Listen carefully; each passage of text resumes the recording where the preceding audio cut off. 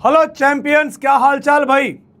तो उम्मीद करते हैं आप लोगों की पढ़ाई बहुत बढ़िया चल रही होगी और कल एक नई शुरुआत आप लोगों ने भी धमाकेदार तरीके से करी होगी। देखो भाई, अगर आप लोग का बैकलॉग बहुत बन गया है और आप लोग द्रोणा 1.0 में ही कंटिन्यू कर रहे हो तो कल जो शुरुआत हुई है यूनिट्स एंड डायमेंशन, ये वाले चैप्टर से पिकअप कर लो। ठीक है, इसमें वेक्टर का कोई खास रोल नहीं है और पैरेलली वेक्टर को कवर करते रहो ताकि जब मैं काइनेमेटिक्स पे आऊं, जब मैं मोशन इन 1D पे आऊं, तब तक आपका वेक्टर्स का टॉपिक खत्म हो जाना चाहिए। ये एक तरीका है जिससे आप अपने बैकलॉग को मैनेज कर सकते हो। ठीक है, चलिए, अगर मेरी आवाज़ क्लियरली आ रही है, मैं क्लियरली दिखाई दे रहा हूं, तो एक बार भाई जल्दी से दिल बना दो तो फिर लेक्चर की शुरुआत की जाए, कुछ काम की बात की जाए, आगे बढ़ाया जाए माहौल। बहुत बढ़िया भाई, I am very good, how are you? Welcome welcome भाई, गुड इवनिंग गुड इवनिंग। चलिए, नमस्कार नमस्कार। ठीक है, चलिए भाई। तो सबसे पहले एक सवाल, क्या कल सॉलिड एंगल सबको समझ में आ गया? क्या सॉलिड एंगल आपको विजुलाइज हो गया?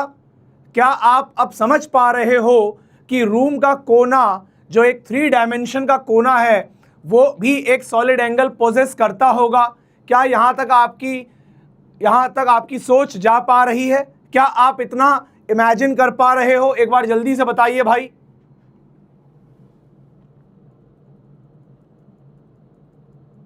चलिए, मेजॉरिटी ऑफ बच्चे कह रहे हैं हाँ भाई, क्लियर है क्लियर है क्लियर है। Nice nice nice. जो कुछ बच्चे ये कह रहे हैं कि अभी थोड़ी सी कसक बाकी है, उनके लिए एक छोटा सा चीज़ लेके आया हूं मैं। ये रहा वो सॉलिड एंगल जो आपको मैं कल सिखाने की कोशिश कर रहा था। यहाँ देखिएगा, फॉर्मूला लिखा हुआ है omega is equal to area by R square. ये कौन सा एरिया है? ये जो ब्लू कलर का एरिया आप देख रहे हैं ना, ये ब्लू कलर का एरिया जो मैं अभी यहाँ पे बढ़ा रहा हूँ या घटा रहा हूँ तो चेंज हो रहा है, ये देखिए, ये ब्लू कलर का एरिया जो बढ़ रहा है और घट रहा है, ये वो एरिया है। यानी कि उस स्फेयर के ऊपर का जो सरफेस है वो एरिया की बात हो रही है। ठीक है, चलिए अब देखिएगा यहाँ पे सॉलिड एंगल, यहाँ पे देखिए मैं क्या चेंज कर रहा हूँ, हाफ एंगल क्या है इसमें, तो मैं शायद बना पाऊंगा, एक मिनट रुक जाओ, देख लेते हैं इफ आई कैन मेक। तो भैया ये वाला बना सकते हैं क्या? हाँ, ये वाला जो एंगल है that is half angle, this angle is half angle. इसी के टर्म्स में कल सॉलिड एंगल का एक फॉर्मूला भी दिया था तुमको, इसी के उसमें। ठीक है ना, चलिए अब क्या हो रहा है, जब इस हाफ एंगल को चेंज कर रहे हैं, अच्छा को हटाना पड़ेगा इसको ना, हाँ इसको छोड़ना पड़ेगा। ठीक है, अब ये हाफ एंगल को जब चेंज कर रहे हैं तो देखिएगा, हाफ एंगल को कितना कर दिया, एकदम छोटा कर दिया, 0 कर दिया, नियर 0 नहीं हो पा रहा, ये कितना हो रहा है 5 डिग्री कर दिया, तो एक छोटा सा यहाँ पे छोटा सा पैच बनेगा। और जब इस हाफ एंगल को बढ़ा के क्लोज टू 90 करने वाले हैं, देखो 90 नहीं हो रहा है, यहाँ पे मैक्सिमम 85 जा रहा है, तो लगभग आधा ये हमने स्फेयर कवर कर दिया। लेकिन अभी आधा स्फेयर करने में हमने हाफ एंगल कितना बनाया, 90 बनाया भाई, नियर टू 90। ठीक है, ये सॉलिड एंगल नहीं है, यहाँ पे सॉलिड एंगल नहीं है, सॉलिड एंगल यहाँ दिख रहा है, कितना दिख रहा है, ये अभी स्टे रेडियन में लिखा हुआ है 5.73। बट कल मैंने आपको बताया था कि अगर आधा स्फेयर कवर हो जाए तो ये सॉलिड एंगल आता है 2 पाई के बराबर, 2 पाई स्टे रेडियन आता है। तो 2 पाई स्टे रेडियन को अगर आप वैल्यू में कन्वर्ट करेंगे तो 2 इंटू 3.14, ठीक है ना, तो वो 6.28 के करीब जाएगा, क्योंकि ये अभी ये अभी 85 डिग्री है, ये 90 डिग्री नहीं हुआ है, कुछ मतलब जो जितना भी भाई हमें AI ने बना के दिया हम ले आए, इतना ही बन पाया। ये 90 डिग्री कर सकते थे, इतना टाइम नहीं था, तो अगर ये 90 डिग्री कर देते तो ये पूरा कवर हो जाता, और अगर ये 180 कर देते तो ये पूरा स्फेयर जाके पूरा कंप्लीट कर देता और सॉलिड एंगल बनता 4 पाई। तो जिसको विजुअलाइजेशन में दिक्कत आ रही है वो देखो अभी समझ में आ रहा होगा कि सॉलिड एंगल क्या कर रहा है।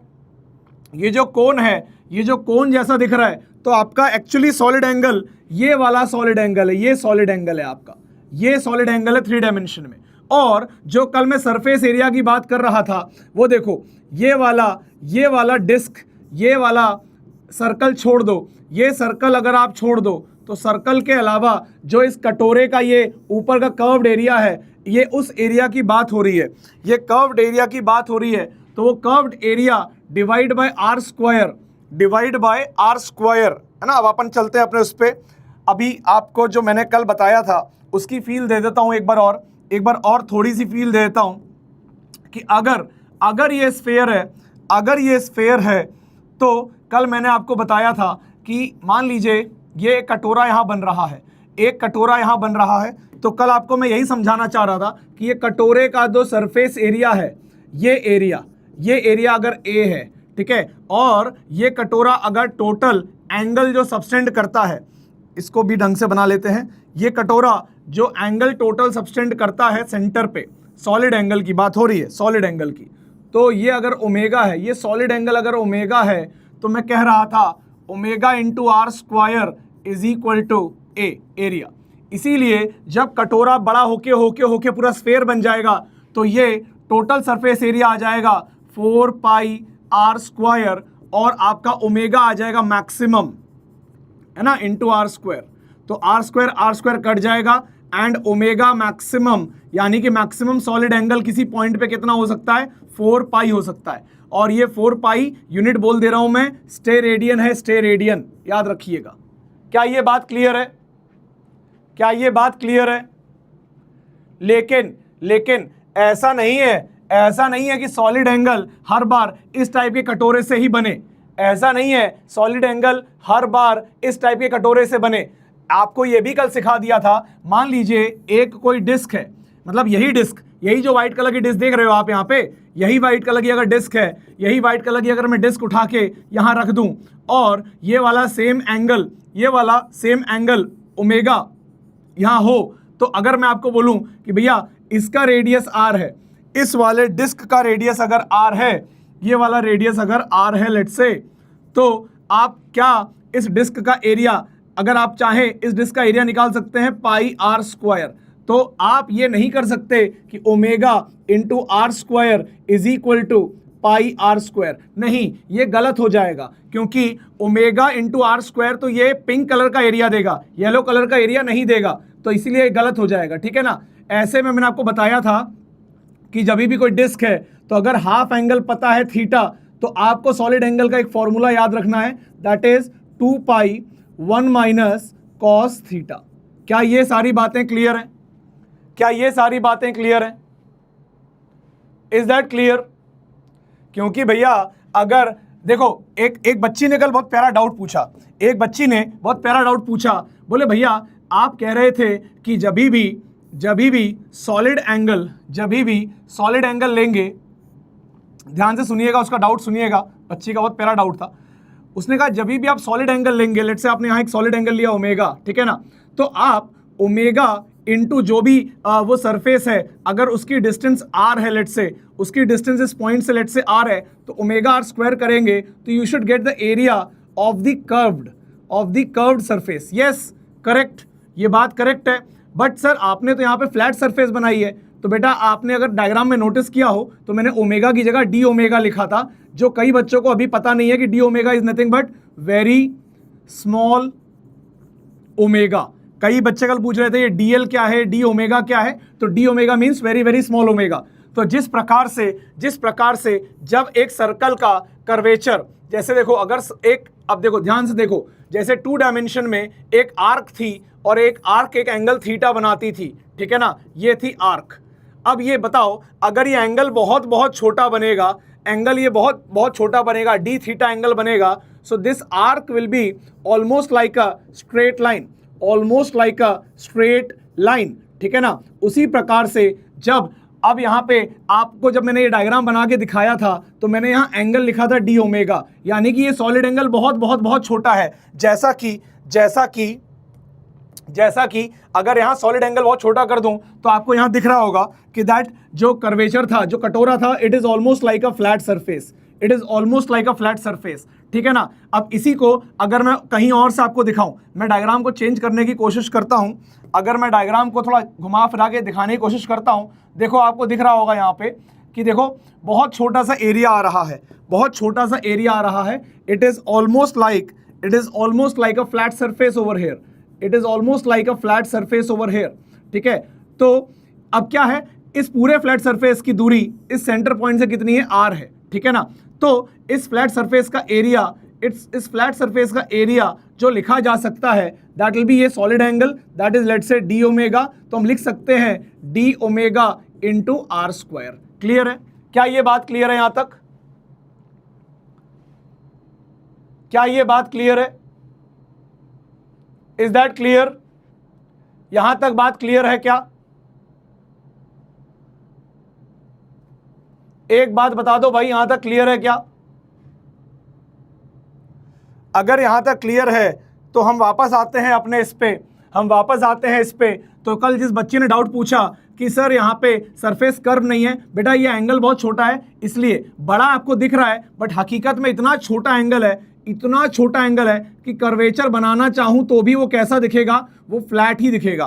That curvature will again look like a flat surface, just like जब एक एंगल सब्सटेंड करती है 2 डायमेंशन पे, अगर वो एंगल आप छोटा करते जाओगे तो ये आर्क ऑलमोस्ट स्ट्रेट लाइन की तरह हो जाएगी। क्लियर है? आई होप ये बात क्लियर हो गई है। अब देखो बात को समझो, मैं यही समझाना चाह रहा था कि हर बार कर्वेचर नहीं दिया जाएगा, तो अगर कभी डिस्क हो और उधर से सॉलिड एंगल मिले तो हमें पता करना है कि ये फॉर्मूला अप्लाई होगा। अब जैसे कि एक बालक के मन में ये आ गया कि सर आप कहते रहते हो कि रूम के कोने, मतलब एक जो कमरा है गुरुजी, आप कहते हैं उस कमरे का, जैसे मान लीजिए ये कोई घर का एक कमरा है, आप कह रहे हैं गुरुजी कि ये जो जहां तीनों दीवारें मिल रही हैं, हमारे घर की जो छत मिल रही है और ये साइड की 2 वॉल मिल रही है, तो ये कोने में एक सॉलिड एंगल बन रहा है ना। आप सबको दिख रहा होगा कि सॉलिड एंगल आपके कोने में बन रहा है घर में। तो ये सॉलिड एंगल की वैल्यू कितनी होगी? अगर कोई मुझसे पूछे तो मैं कहूंगा एक काम करो, एक पॉइंट के आसपास कितने कमरे बना सकते हो? ठीक है, एक पॉइंट के अराउंड कितने ऐसे कमरे बना सकते हो सिमेट्रिक। तो एक बालक बोला, गुरुजी मैं हमारे घर में जब पापा घर डलवा रहे थे तो हमने ना 4 कमरे तो नीचे ही बनवा लिए थे, हमने 4 कमरे गुरुजी नीचे ही बनवा लिए थे, जिसमें एक में हम, एक में हमारा भाई और मम्मी पापा परिवार रहते थे। फिर हमने क्या सोचा कि चलो अब मकान को किराए पे चढ़ाया जाए, तो ऐसे ही 4 घर और 4 कमरे हमने ऊपर वाले महले पे भी टांग दिए, ऐसे ही 4 कमरे हमने एग्जैक्टली सेम टू सेम ऊपर वाले महले पे भी टांग दिए। क्या आपको मेरी बात समझ में आ रही है? सेम टू सेम 4 कमरे गुरुजी हमने ऊपर वाले महले पे टांग दिए। तो वो जो पॉइंट है जिस पे आप बताए थे कि पूरा मैक्सिमम सॉलिड एंगल 4 पाई बन सकता है, वो गुरुजी अब 8 कमरे के कोने में बट गया। 4 तो नीचे वाले, सोच के देख तेरे घर का कोना देख और सोच तू जिस कमरे में है ऐसे 4 कमरे आसपास हैं, तो वो कोना 4 कमरों में बट गया और हमें उस कोने को सबके सेंटर में लाना है, तो ऐसे ही 4 कमरे ऊपर भी बना दिए गए, 8 कमरे में वो कोना बांट दिया गया। तो बता इसको अगर डिवाइड बाय 8 कर दूंगा तो आंसर क्या आएगा? π/2 आएगा। तो जो तेरे घर का कोना दिख रहा है ना तुझे, 3 दीवार से बना हुआ कोना, उसका सॉलिड एंगल है π/2 स्टेरेडियन, π/2 स्टेरेडियन। क्या बोल, चमका या नहीं चमका? जल्दी बता, चमका या नहीं चमका? एक कोने को 4 कमरे नीचे बना, 4 कमरे ऊपर बना, वो कोना सबके बीच में आएगा, 8 कमरों के बीच में वो कोना बढ़ जाएगा, एक कोने पे, एक पॉइंट पे। Maximum solid angle is 4 pi, maximum solid angle is 4 पाई। 8 में तोड़ दे तो तेरे रूम का वो कोना, उसका एंगल, सॉलिड एंगल कितना आएगा? π/2 आएगा। क्लियर है क्या?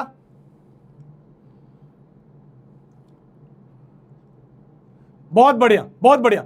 चल एक बात बता, चल जल्दी से आंसर दे, बता बता बता। ये जो दो दीवारें मिल रही हैं, ये जो दो दीवारें मिल रही हैं, मतलब कैसे मैं तुझे समझाऊं। मान ले जो गेट है, जहां पे दीवार दो मिल रही है, दो, वहां पे कितना सॉलिड एंगल आएगा। मतलब मैं ये पूछ रहा हूं, मैं ये पूछना चाह रहा हूं कि अगर तुमने कमरा बनाया है ना, नहीं मिटाऊं क्या, चल नहीं मिटाता हूं, आगे बना देता हूं। देख, अगर तुमने एक कमरा बनाया तो मुझे इन दो दीवार के बीच में, दीवार, ये वाली दीवार और ये वाली दीवार, इनके बीच में ये लाइन है ना, घर का कोना दिख रहा होगा ना, इसमें कितना बनेगा सॉलिड एंगल, कितना सॉलिड एंगल बनेगा।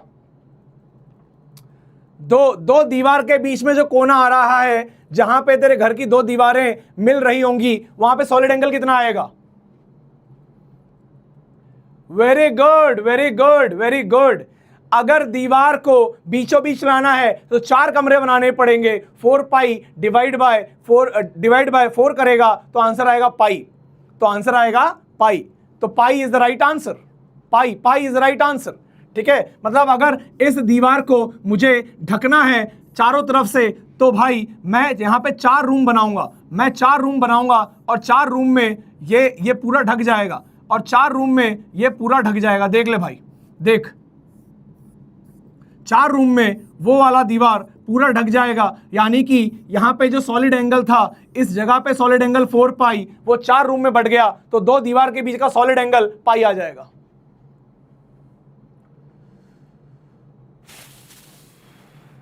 क्लियर है?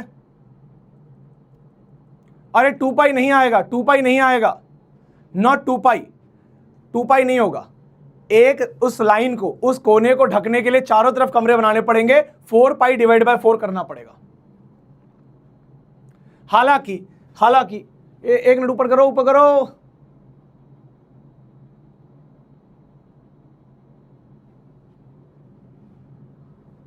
हाँ भाई, चलिए, तो ये सारी बातें, खैर सॉलिड एंगल के इतनी डेप्थ में जाने का अभी कोई खास काम नहीं है। सॉलिड एंगल ना बेटा मेनली 12th में काम आता है, मेनली सॉलिड एंगल 12th में काम आएगा, अभी कोई खास उसका काम है नहीं।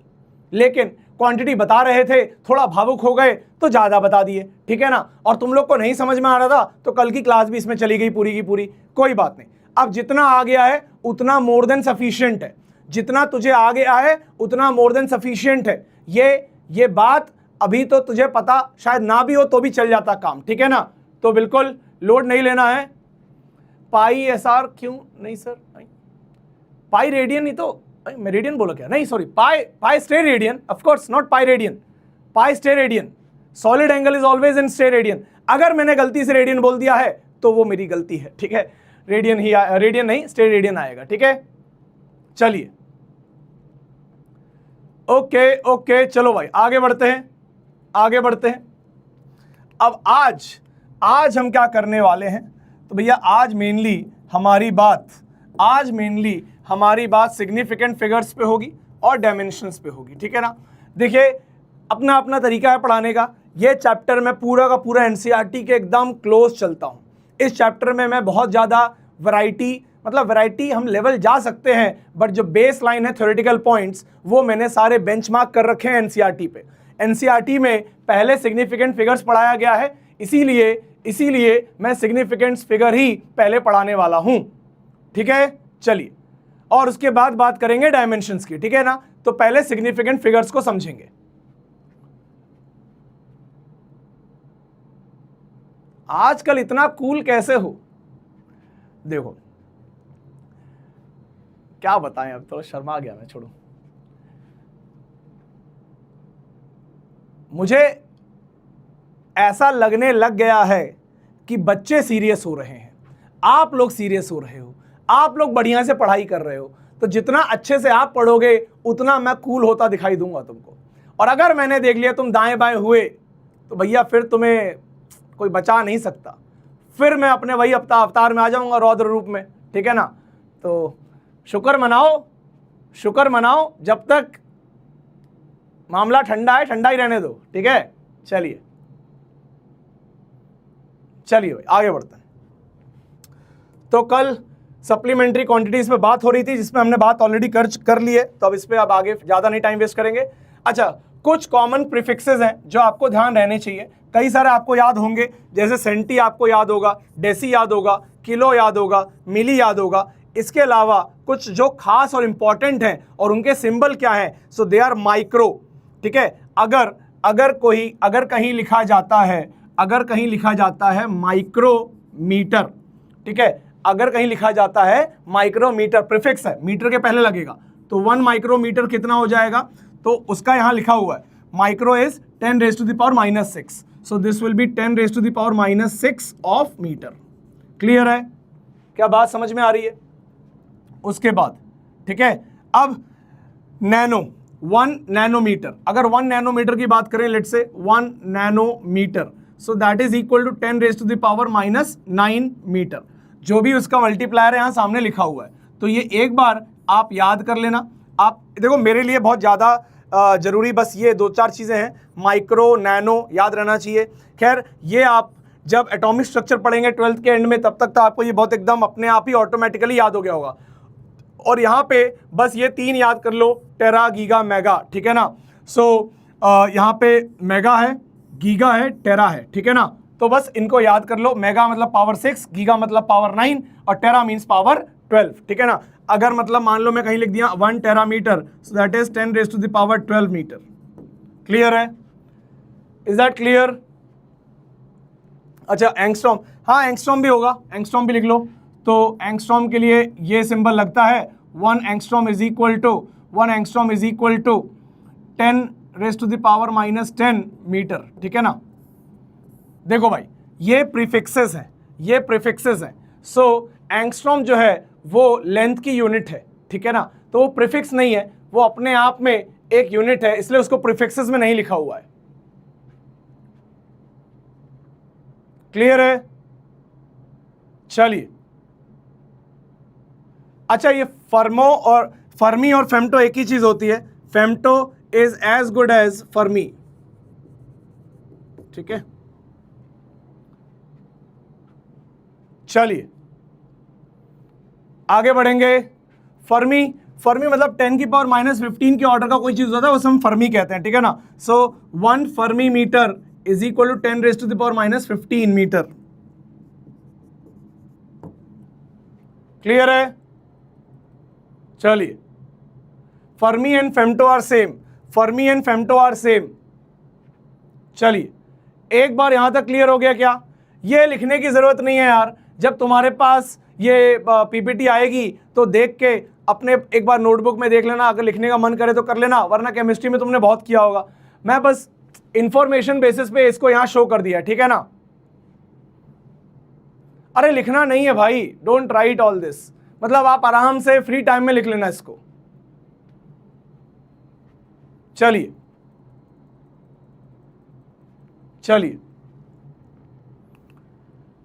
भाई, ऐसे ही फालतू चीजों में टाइम वेस्ट करेंगे तो आप भी जानते हो भाई, वो जो खरा सोना वाला कंटेंट है वो मिस हो जाएगा।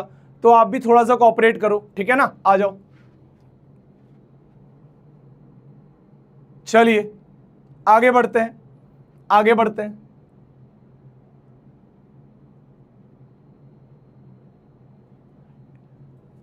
चलिए भाई, डिराइव्ड फिजिकल क्वांटिटीज। तो जैसा कि मैंने कल बताया था, फंडामेंटल फिजिकल क्वांटिटीज थे, उनमें क्या था कि भाई हमने एक set of physical quantity decide करी जो आपस में एक दूसरे के टर्म्स में कभी डिफाइन नहीं करी जा सकती, ठीक है ना। उसके बाद सप्लीमेंट्री पे ही बात कर ली कि कुछ ऐसी क्वांटिटी जो फंडामेंटल नहीं है, मतलब जो फंडामेंटल के साथ क्वांटिटी में नहीं है, बट उनको किसी के टर्म्स में लिखा भी नहीं जा सकता, तो उनको सप्लीमेंट्री बना के डाल दिया। अब बात कर रहे हैं डिराइव क्वांटिटीज की। डिराइव क्वांटिटीज में भाई वो सारी quantities which can be written in terms of fundamental physical quantities, ठीक है ना।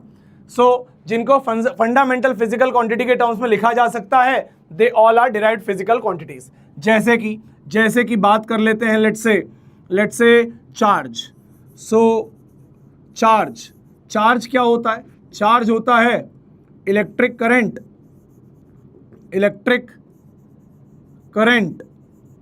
इनटू टाइम, है ना। और बेटर हम इसकी डेफिनेशन सीखेंगे जैसे जैसे हम आगे बढ़ेंगे सब्जेक्ट में। अभी बस ऊपर ऊपर से charge is electric current into time let's say, है ना। एक्चुअली ये जो होता है ये चार्ज फ्लोन होता है, बट अभी इसको चार्ज ही बोलेंगे। Charge is equal to electric current into time. तो भैया इलेक्ट्रिक करंट अपनी फंडामेंटल क्वांटिटी है, टाइम भी अपनी फंडामेंटल क्वांटिटी है, तो इन दोनों के मल्टीप्लिकेशन से हमें चार्ज मिल रहा है। तो ये चार्ज कैसी क्वांटिटी हो जाएगी? It will be a derived quantity, derived physical quantity. कैसे बनी? ये बनी एक फंडामेंटल फिजिकल क्वांटिटी से, fundamental physical quantity into another fundamental physical quantity. ठीक है भाई, क्या बात समझ में आ रही है? Is that clear? अब जैसे जैसे एक सिंपल एग्जांपल ले लेते हैं। Let's take one more simple example, ठीक है। जैसे कि लेट्स से एरिया है, तो area is a physical quantity, it can be measured. So area is equal to let's say, अब मैं अगर एक रेक्टेंगल की बात करूं, so it will be length into breadth, ठीक है ना, जिसमें ये भी एक तरीके से क्या है? लेंथ है, और ये भी एक क्या है? लेंथ है। Breadth is also length, basically length मतलब लंबाई। तो हमने कल बात किया था फंडामेंटल क्वांटिटी में मास था, लेंथ था, टाइम था। तो ये दो फंडामेंटल क्वांटिटीज यहाँ पे मल्टीप्लाई होके एक डिराइव क्वांटिटी को जन्म दे सकते हैं। क्लियर है ये?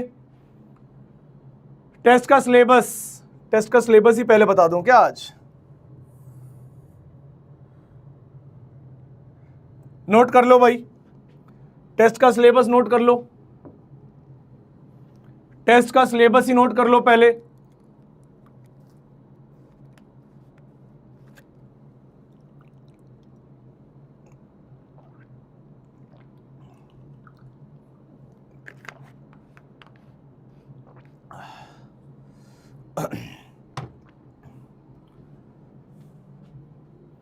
एक बार आप टेस्ट का सिलेबस नोट कर लीजिए भाई।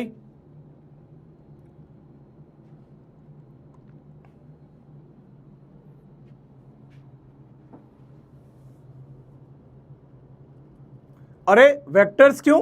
वेक्टर्स पूरा हो गया है ना, तो वेक्टर्स आएगा अगले टेस्ट में।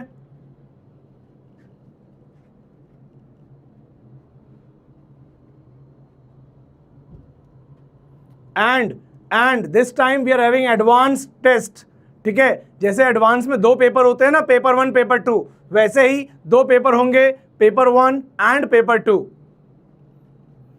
और पैटर्न क्या रहने वाला है? और पैटर्न क्या रहने वाला है? तो वैसे तो एडवांस खुद भी अपना पैटर्न हमेशा सरप्राइज के लिए रखता है, तो सरप्राइज रहने देते हैं, है ना।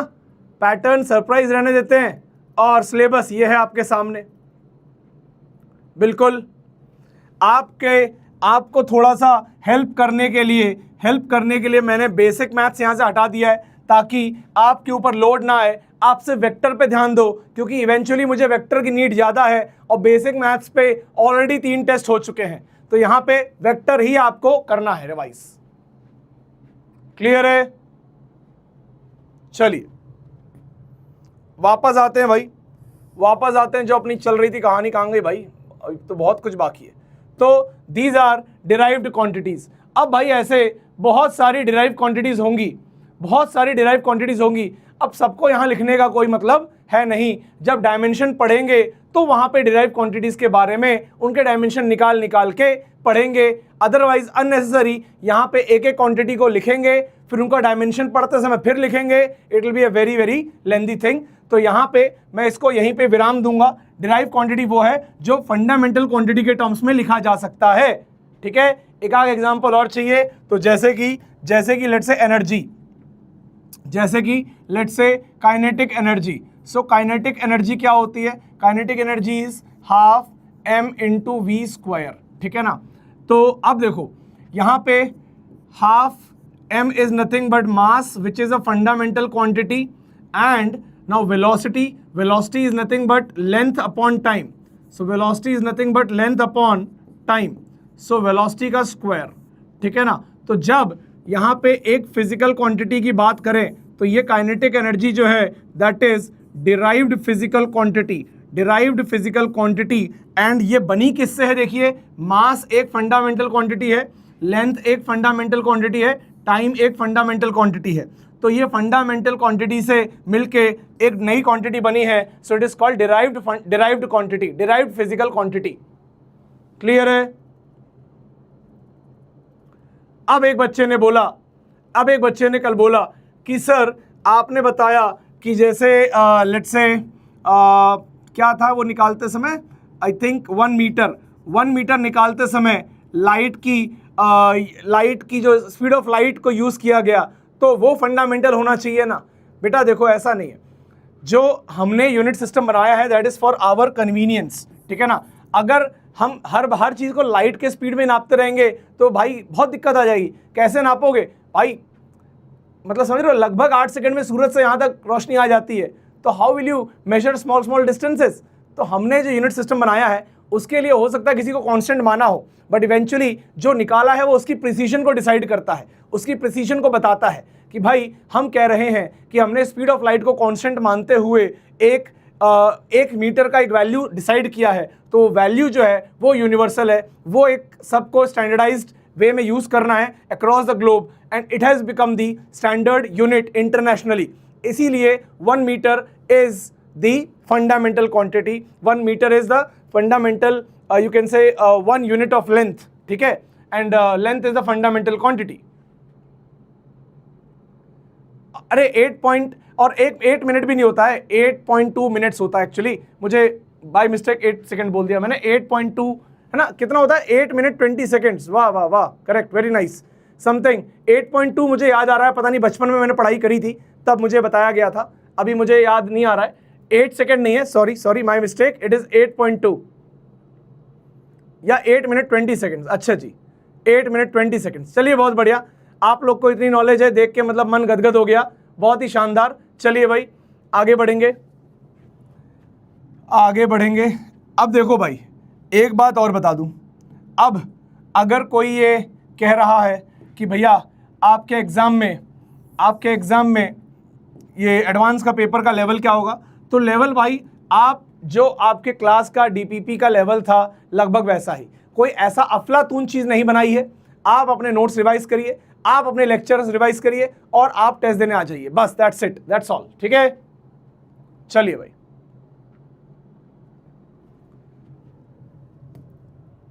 आगे बढ़ेंगे। तो अब कुछ सिंपल क्वेश्चन है। What is the unit for measuring electric current. तो इलेक्ट्रिक करंट को किस यूनिट में नापेंगे भाई, किस यूनिट में नापेंगे, तो तुम बता दो भाई। अब मैं थोड़ा सा यहाँ पे टाइम सेव कर रहा हूँ आप लोग के लिए, बहुत ज़्यादा चैलेंजिंग क्वेश्चन तो नहीं है, तो फटाफट इसको आंसर करेंगे, आगे बढ़ेंगे, ठीक है ना। सो सबको पता है कि electric current will be measured in ampere, so answer will B D, ampere, ठीक है। चलिए यार देखो एक चीज़ और बता दूं, थोड़ा सा ग्रो अप हो जाओ यार। अभी मैंने आपको बोला है आप ही के लिए कुछ ना कुछ यहाँ पे चल रहा है, ऐसा नहीं है कि समरी लेक्चर में आपको मतलब वो चीज़ मिल जाएगी जो अभी तक के लेक्चर्स में नहीं मिली है। आपको पूरा लेक्चर पढ़ाया गया, आपको 11 लेक्चर में पूरे आपके नोट्स रिवाइज कराए गए, तो मतलब पढ़ाया गया, तो यार उस नोट को यूज़ करो ना। आप ये सोचते हो कि एक लेक्चर देखेंगे और एडवांस क्लियर हो जाएगा, तो भाई अगर मैं आप इस उम्मीद में बैठे हो एक लेक्चर देख के टेस्ट देने वाले हो तो पक्का फेल हो जाओगे, भूल ही जाओ भाई, भूल ही जाओ। ये तो उम्मीद में मत रहना कि एक लेक्चर देखेंगे और एडवांस का टेस्ट फोड़ देंगे, बेटा ये 10th नहीं है। तो जितना पढ़ाया है उस पर ध्यान लगाओ, कुछ रिवाइज करना है तो क्लास नोट्स रिवाइज करो, ठीक है। चलिए आगे बढ़ेंगे। What is the unit for measuring intensity of light. Intensity of light को कैसे मेजर करेंगे, कल भी बताया था। इंटेंसिटी ऑफ लाइट को मेजर करने के लिए we have the unit called candela, ठीक है। चलिए समरी लेक्चर मिल जाएगा, डोंट वरी यार, डोंट वरी, समरी लेक्चर मिल जाएगा, लेकिन आपकी एडवांस की तैयारी समरी लेक्चर पे टिकी होनी नहीं चाहिए, ये बता रहा हूं, ठीक है। चलिए आगे बढ़ेंगे। What is the unit for measuring quantity of matter. क्या है क्वांटिटी ऑफ मैटर को किससे मेजर करेंगे, मोल में, ठीक है ना। सो मोल में we will measure the quantity of matter. आगे धीरे धीरे इन सब के बारे में बात करेंगे, so don't worry at all, सबके बारे में डिटेल में बात करेंगे धीरे धीरे।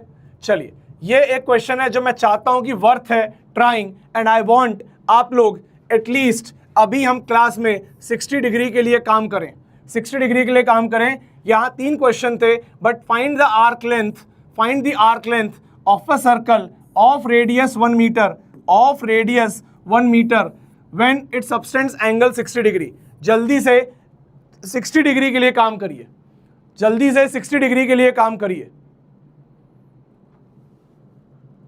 जल्दी से 60 डिग्री के लिए काम करिए।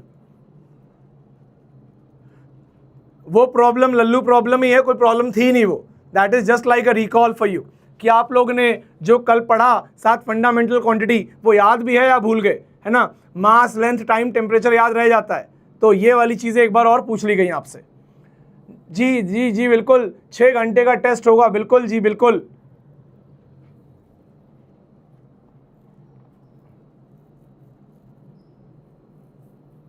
चलिए, हा हा हा हा, इतने सारे गलत जवाब देख के मजा ही आ गया, इतने सारे गलत जवाब देख के एकदम आनंद फील हो रहा भाई, मजा आ रहा है। देखो, ये आपका रेडियस था कितना, 1 मीटर, ठीक है, मान लेते हैं ये 1 मीटर है।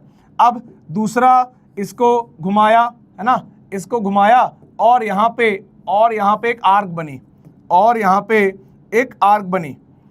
तो ये आर्क ऐसे बनेगी, इस आर्क की लेंथ चाहिए थी, ये एंगल आपका दिया हुआ था 60 डिग्री, 60 डिग्री, ये है 1 मीटर।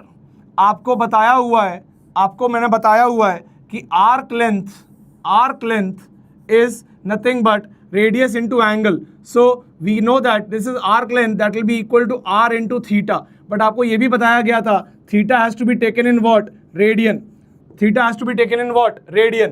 तो आंसर क्या आ जाएगा, आर इज 1 मीटर, 1 मीटर, और रेडियन में एंगल कितना आएगा, 60 डिग्री रेडियन में करेंगे तो कितना आ जाएगा, π/3 रेडियन, है ना। And that is why the answer will be π/3 metre, and that will be 3.14 by 3 metre, यानी कि सेंटीमीटर में ले जाऊं तो arc length will be 314 divide by 3 centimetre approx, and that will be how much, that will be how much,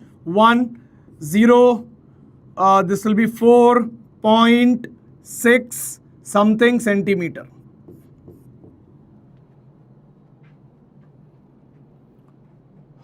Is that clear? Is that clear? Is that clear? ठीक है। और आप तो ऐसे भी समझ सकते थे, आप इसको चाहते तो आपको क्लियरली दिख जाता कि ये 1 मीटर है, ये 1 मीटर है, ये भी 1 मीटर है, सर्कल का रेडियस है, और ये 60 डिग्री एंगल है। तो अगर इस पॉइंट को जोड़ देते, तो भैया ये 2 इक्वल साइड हैं, तो ये एंगल और ये एंगल भी इक्वल हो जाते, तो it would have become what, an equilateral triangle. तो दिस वाला side would have become what, 1 metre, और ये कर्वेचर जो है ये 1 मीटर से तो ज़्यादा ही होनी चाहिए। So therefore answer should be 1 point something, and that is what is coming, 1.046 meter is the answer, that is what is coming.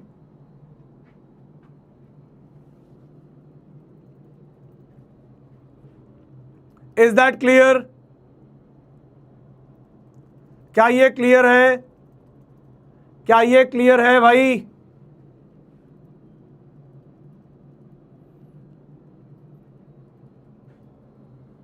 यार ये कहां से आ जाते हैं यार ये बच्चे, ये 3.14 कह रहे हैं, pi is not equal to 3.14।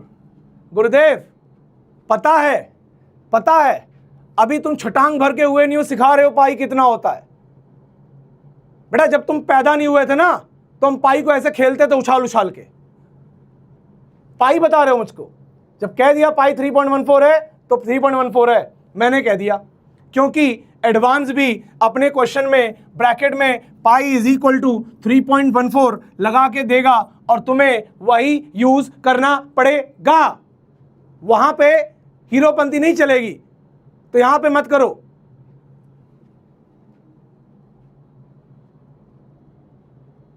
ठीक है,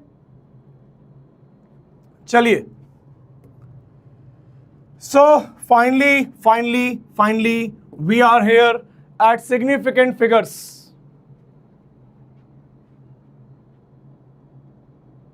ठीक है, चलिए चलिए, बहुत बढ़िया।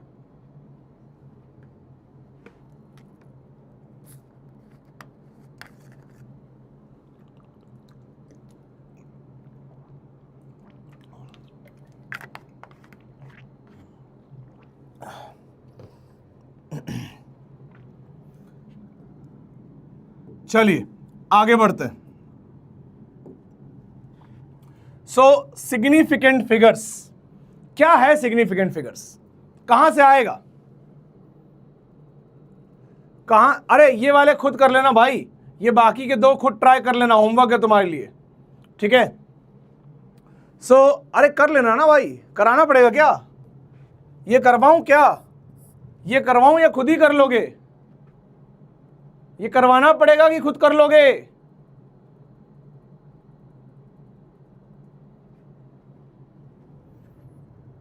चल 90 और करा देता हूं, देख ये रहा 1 मीटर, ये रही वो आर्क, और एंगल बन रहा था 90, ये 90 है, ठीक है, ये 1 मीटर है। तो यार ये चाहिए, वैसे तो एक क्वार्टर सर्कल है, चाहे तो क्वार्टर सर्कल का फॉर्मूला यूज करके भी निकाल सकता है, ठीक है, या फिर इसको तू लिख ले π/2, तो तेरा एंगल π/2 हो गया, angle into radius is arc length, so this will be π/2 into 1 metre, ठीक है, ये आ गया आंसर भाई। चलिए वेरी गुड। आ जाते हैं सिग्निफिकेंट फिगर पे। ये एक ऐसा टॉपिक है जिसमें कंफ्यूजन भी कई बार रह जाती है, और जिसमें अगर आप अलग अलग सोर्स यूज करोगे, हो सकता है एक आध दो लाइन आगे, मतलब बहुत ज़्यादा तो नहीं, बस कुछ पॉइंट में एम्बिग्विटी पाई गई है। एम्बिग्विटी मतलब एक जगह कुछ कहा गया है, दूसरी जगह कुछ कहा गया है, तो कंफ्यूजन क्रिएट हो जाती है। इसीलिए ये टॉपिक कसम दे रहा हूं भाई, मैं तुमको कसम दे रहा हूं, please don't go beyond NCERT, don't go beyond NCERT, ठीक है, डोंट गो बियॉन्ड NCERT। चलिए अब करना क्या है, ये जितने सारे, मतलब अभी आप आगे देखोगे, ये एक एक लाइन मैं NCERT से उठा के लाया हूं, एग्जैक्ट NCERT की लाइन लेके आया हूं, ताकि तुझे जब फिर से NCERT पढ़े तो कोई ऐसा पॉइंट ना छूट जाए जो तुझे समझ ना आए, ठीक है ना। तो एकदम NCERT अपन पढ़ने वाले हैं आज, ठीक है। चलिए सिग्निफिकेंट फिगर देखो भाई, सिग्निफिकेंट फिगर में क्या हो रहा है, पहले तो कहना क्या चाह रहे हैं, तो ये कहना चाह रहे हैं कि कभी अगर मेजरमेंट हो, पहली बात तो मेजरमेंट होने वाली बात हो रही है, अगर कभी मेजरमेंट हो और मेजरमेंट की जो प्रिसाइजनेस है, मेजरमेंट कितना प्रिसाइज है, ये सारी चीजें, एक चीज होती है वो प्रिसीजन, एक होती है एक्यूरेसी। जब हम एरर्स में जाएंगे, मतलब इस चैप्टर का जो अगला पार्ट है ना, जैसे अगर आपने देखा होगा इसका पूरा नाम है यूनिट्स एंड मेजरमेंट, बट अभी हम कर रहे हैं क्या, हम कर रहे हैं यूनिट्स एंड डायमेंशन, हम मेजरमेंट पे नहीं जा रहे हैं अभी फिलहाल के लिए, ठीक है। तब वहां पे प्रिसीजन और एक्यूरेसी की बात करेंगे, बट अभी के लिए बस इतना मान लो कि जब भी कोई मेजरमेंट होती है, मान लो किसी ने कोई लेंथ नापी 2.50, लेट्स से ये नापा, लेट्स से 2.5 सेंटीमीटर कह देता हूं, चलो 2.5 सेंटीमीटर। मैंने सेंटीमीटर इसलिए बोला, ये वो लेंथ है जो आप अपने नॉर्मल रूलर से नाप सकते हो। आपके घर में रूलर है, उससे आप 2.5 सेंटीमीटर नाप सकते हो। अब एक समस्या देखो, बहुत ध्यान से सुनना मेरी बात जो मैं कह रहा हूं, बहुत ध्यान से। आपने घर में सेंटीमीटर का स्केल उठाया और वो स्केल में वहां पे, ध्यान से सुनो भाई, समझने वाली बात है, एकदम फील आने वाली बात, वहां पे 0 बना था, वहां पे 1 mm, 2 mm, 3 mm, 4 mm, 5 mm, 6, 7, 8, 9, 1, फिर 1 के बाद या लेट्स से इसको मैं बोल देता हूँ 1.5, ताकि मैं आगे ज़्यादा ना बनाना पड़े मुझे, इसको मैं 1.5 कर देता हूँ, 1.5 सेंटीमीटर। तो ये 1 सेंटीमीटर आ गया, फिर 1.1 के बाद 1 mm, 2 mm, 3 mm, 4 mm, 5 mm, ठीक है, 5 mm, ठीक है, फिर ये 6 mm। अब देखो, तुमने मान लो तुमने जिस भी चीज़ को तुम मेजर कर रहे थे, मान लो जिस भी चीज़ को तुम मेजर कर रहे थे उसको तुमने मेजर किया, ठीक है, ध्यान से सुनना मेरी बात, ध्यान से। अभी देखो, अभी देखो एक बार ध्यान से देखो भाई, अब अगर तुम्हें मेरी बात थोड़ी सी क्लियर हो रही है तो तुम समझ जाओगे मैं कहना क्या चाह रहा हूं। मैं कुछ इस प्रकार की बात कहना चाह रहा हूं कि अगर कहां गया, ओ तो पूरा भाग गया, ये कैसे जूम होगा? इसको अपन अगले पेज पे बना लें क्या? इसको अगले ही पेज पे बना लेते हैं। ओहो शिफ्ट हो जाएगा ये तो, कोई बात नहीं कोई बात नहीं। आप थोड़ा देखो, आप थोड़ा ध्यान से देखो मैं कहना क्या चाह रहा हूं। मैं जूम नहीं कर सकता हूं क्या इसको? कोई बात नहीं, चलिए कोई बात नहीं। इधर देखो भाई, मैं ये कहना चाह रहा हूं कि अगर आप देखोगे तो ये जो जिसको मैं मेजर कर रहा था, ये जो जिसको मैं मेजर कर रहा था, that is slightly ahead of 1.5 but slightly before 1.6। आपको क्या ये बात समझ में आ रही है? क्या ये बात क्लियरली दिख पा रही है? Are you able to see what I am saying? Are you able to see कि जो मेजरमेंट करना है वो 1.5 से थोड़ा ज्यादा है और 1.6 से थोड़ा कम है। क्या ये आप फील कर पा रहे हो? क्या ये फील कर पा रहे हो? अगले पेज पे बना दूं क्या? अगले पेज पे बना देता हूं। देख भाई, अगले पेज पे फटाफट बना देता हूं। तो ये रहा आपका स्केल, फटाक से स्केल बनाओ, पहले फटाक से स्केल बनाओ। ये रहा स्केल, इसके अंदर 0 1 2 3 4 5 6 7 8 9 10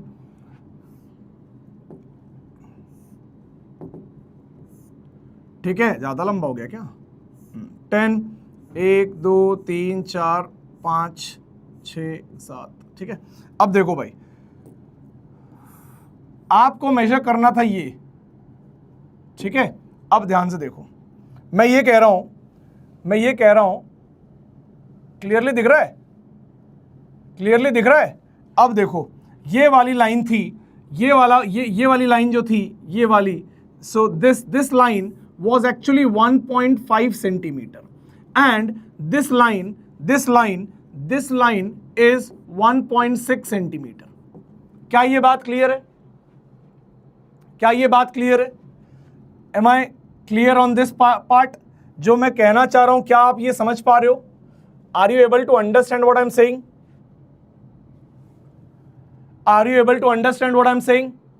तो ऐसे में क्या होगा कि आप क्या करोगे, या 1.5 या 1.6 जो मन करेगा, जो लगेगा दिल से आवाज आ रही है वो आप आंसर कर दोगे। जैसे ही आप आंसर करोगे तो होता क्या है, हर मेजरमेंट में जैसे अगर मेजरमेंट आई है 1.5 सेंटीमीटर, तो ये जो लास्ट वाला वैल्यू होता है, लास्ट वाला है ना, अगर डेसिमल में मेजरमेंट है तो भी या डेसिमल में नहीं है तो भी, तो लास्ट वाला जो होता है वैल्यू, जो लास्ट वाली डिजिट होती है, दैट इज एक्चुअली अनसर्टेन। इसके बारे में हमें पक्की इंफॉर्मेशन या पूरी इंफॉर्मेशन नहीं होती है, ठीक है ना। फॉर एग्जाम्पल, ऐसा हमेशा होगा अगर आप और अच्छा इंस्ट्रूमेंट, जिसको हम फ्यूचर में पढ़ेंगे वर्नियर कैलिपर, या और अच्छा जिसको हम स्क्रू गेज के नाम से पढ़ेंगे, उनको भी यूज कर लोगे, जो डेसिमल में 2 प्लेस तक या डेसिमल में 3 प्लेस तक फाइंड करते हैं, तब भी हमें ये मान के चलना पड़ेगा कि जो आखिरी वाला डिजिट है वो हमारी नजरें धोखा खा सकती हैं, एक आगे पीछे हम गिन सकते हैं, इसीलिए उसको अनसर्टेन की कैटेगरी में डाला गया है, ठीक है। अब देख बेटा, अब देख, वही मैं कह रहा हूं कि significant figures are all reliably known digits plus first uncertain digit. यानी कि हो सकता है तेरे पास 3-4 अनसर्टेन डिजिट हो, बट हमें वहां तक रखना है जहां पे मतलब फर्स्ट अनसर्टेन डिजिट आ रही हो, ठीक है ना। अब ये आगे 3-4 कैसे बनेंगी, ये जब हम ऐड करेंगे 2 वैल्यू को, हो सकता है एक में हमें 4 की सर्टेनिटी हो, एक में 2 की सर्टेनिटी हो, तो जो ऐड कर देगा और वहां पे नीचे 4 आएंगी जब वैल्यूज, तो उसमें से 2 अनसर्टेन होंगी और 1 और 2 सर्टेन होंगी। तो हमें क्या करना पड़ेगा उसके अंदर, अब समझ में आ रही बात। तो इस टाइप से हम चीजें आगे डील करेंगे, जब एडिशन में जाएंगे तब हम बात करेंगे ज्यादा नंबर ऑफ अनसर्टेन डिजिट आती हैं तो कैसे हमें हैंडल करना है। बट सिग्निफिकेंट बनता कौन है, बनते हैं सारे रिलायबली नोन डिजिट्स और पहली अनसर्टेन डिजिट, इनको मिला के बनता है सिग्निफिकेंट फिगर, ठीक है। यानी कि हमें एक आंकड़ा बताना है कि कितने डिजिट सिग्निफिकेंट हैं, यानी कि काम के हैं, उनका महत्व है, सिग्निफिकेंस है। क्या ये बात क्लियर है? Is that clear? तो जैसे कि अगर कहीं मेजरमेंट हुआ लेट्स से 3.52 सेकेंड, तो इसके अंदर ये 2 जो है दैट इज अनसर्टेन, 3 और 5 जो हैं वो सर्टेन कहलाएंगे और तीनों डिजिट इंपॉर्टेंट है, 1 2 3। सो 3 सिग्निफिकेंट फिगर हो गए। इसमें देखो 1 2 3 4, 4 सिग्निफिकेंट फिगर हो गए, जिसमें से पहले 3 सर्टेन है और आखिरी वाला अनसर्टेन है। क्या ये बात क्लियर है? चलिए आगे। अब देखो कुछ नियम बनाए गए हैं, कुछ नियम बनाए गए हैं। उन नियम को फॉलो करते हुए ही हमें सिग्निफिकेंट फिगर के बारे में कमेंट करना है। कुछ नियम बनाए गए हैं, एक एक करके हर नियम समझाने वाला हूं, तो एकदम अलर्ट हो जा। नॉक नॉक नॉक नॉक, इधर आ जा भाई, चल भाई आ जा। एकदम NCERT, pure pure NCERT. All the non zero digits are significant. मान लो नंबर दिया है 1 7 8 6, ठीक है, तो ये क्या चारों नॉन डिजिट है, नॉन जीरो डिजिट है, तो इसके अंदर होंगी 4 सिग्निफिकेंट फिगर, 4 सिग्निफिकेंट फिगर्स, ठीक है ना। 4 अगर मान ले और कोई एग्जांपल लेते हैं, एक और एग्जांपल लेते हैं, लेट्स से 3.874, चारों नॉन या एक और बढ़ा देता हूं, लेट्स से 5। यहाँ पे पांचों जो डिजिट हैं वो नॉन जीरो हैं, तो इसके अंदर कितने सिग्निफिकेंट फिगर होंगे? 5 significant figure. Is that clear? Is that clear? क्या ये बात क्लियर है?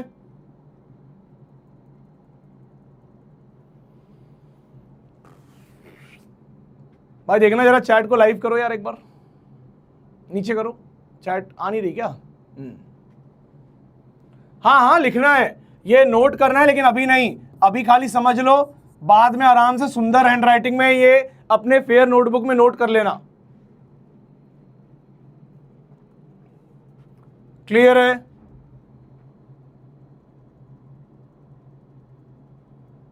चलिए दूसरा देखो, दूसरा पॉइंट, धीरे धीरे ये पॉइंट कॉम्प्लेक्सिटी को कवर करेंगे। क्या बोल रहा है?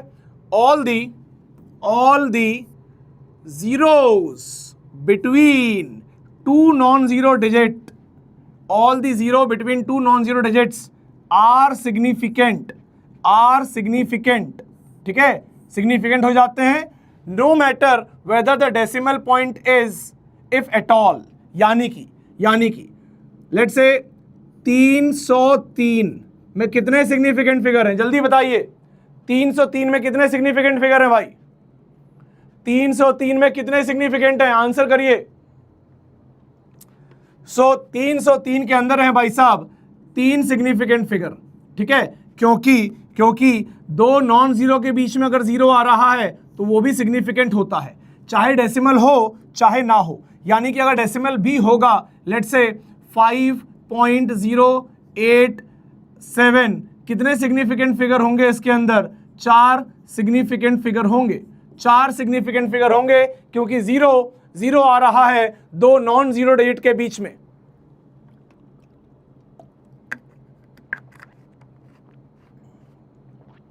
बहुत बढ़िया,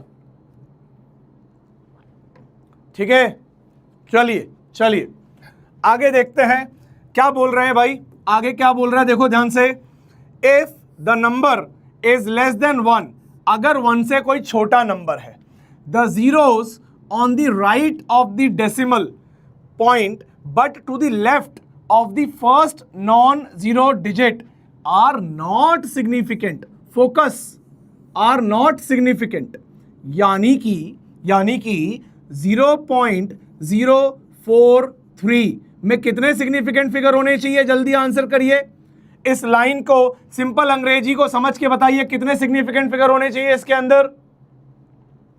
0.043 के अंदर कितने सिग्निफिकेंट फिगर होने चाहिए? 0.043 के अंदर कितने सिग्निफिकेंट फिगर होने चाहिए?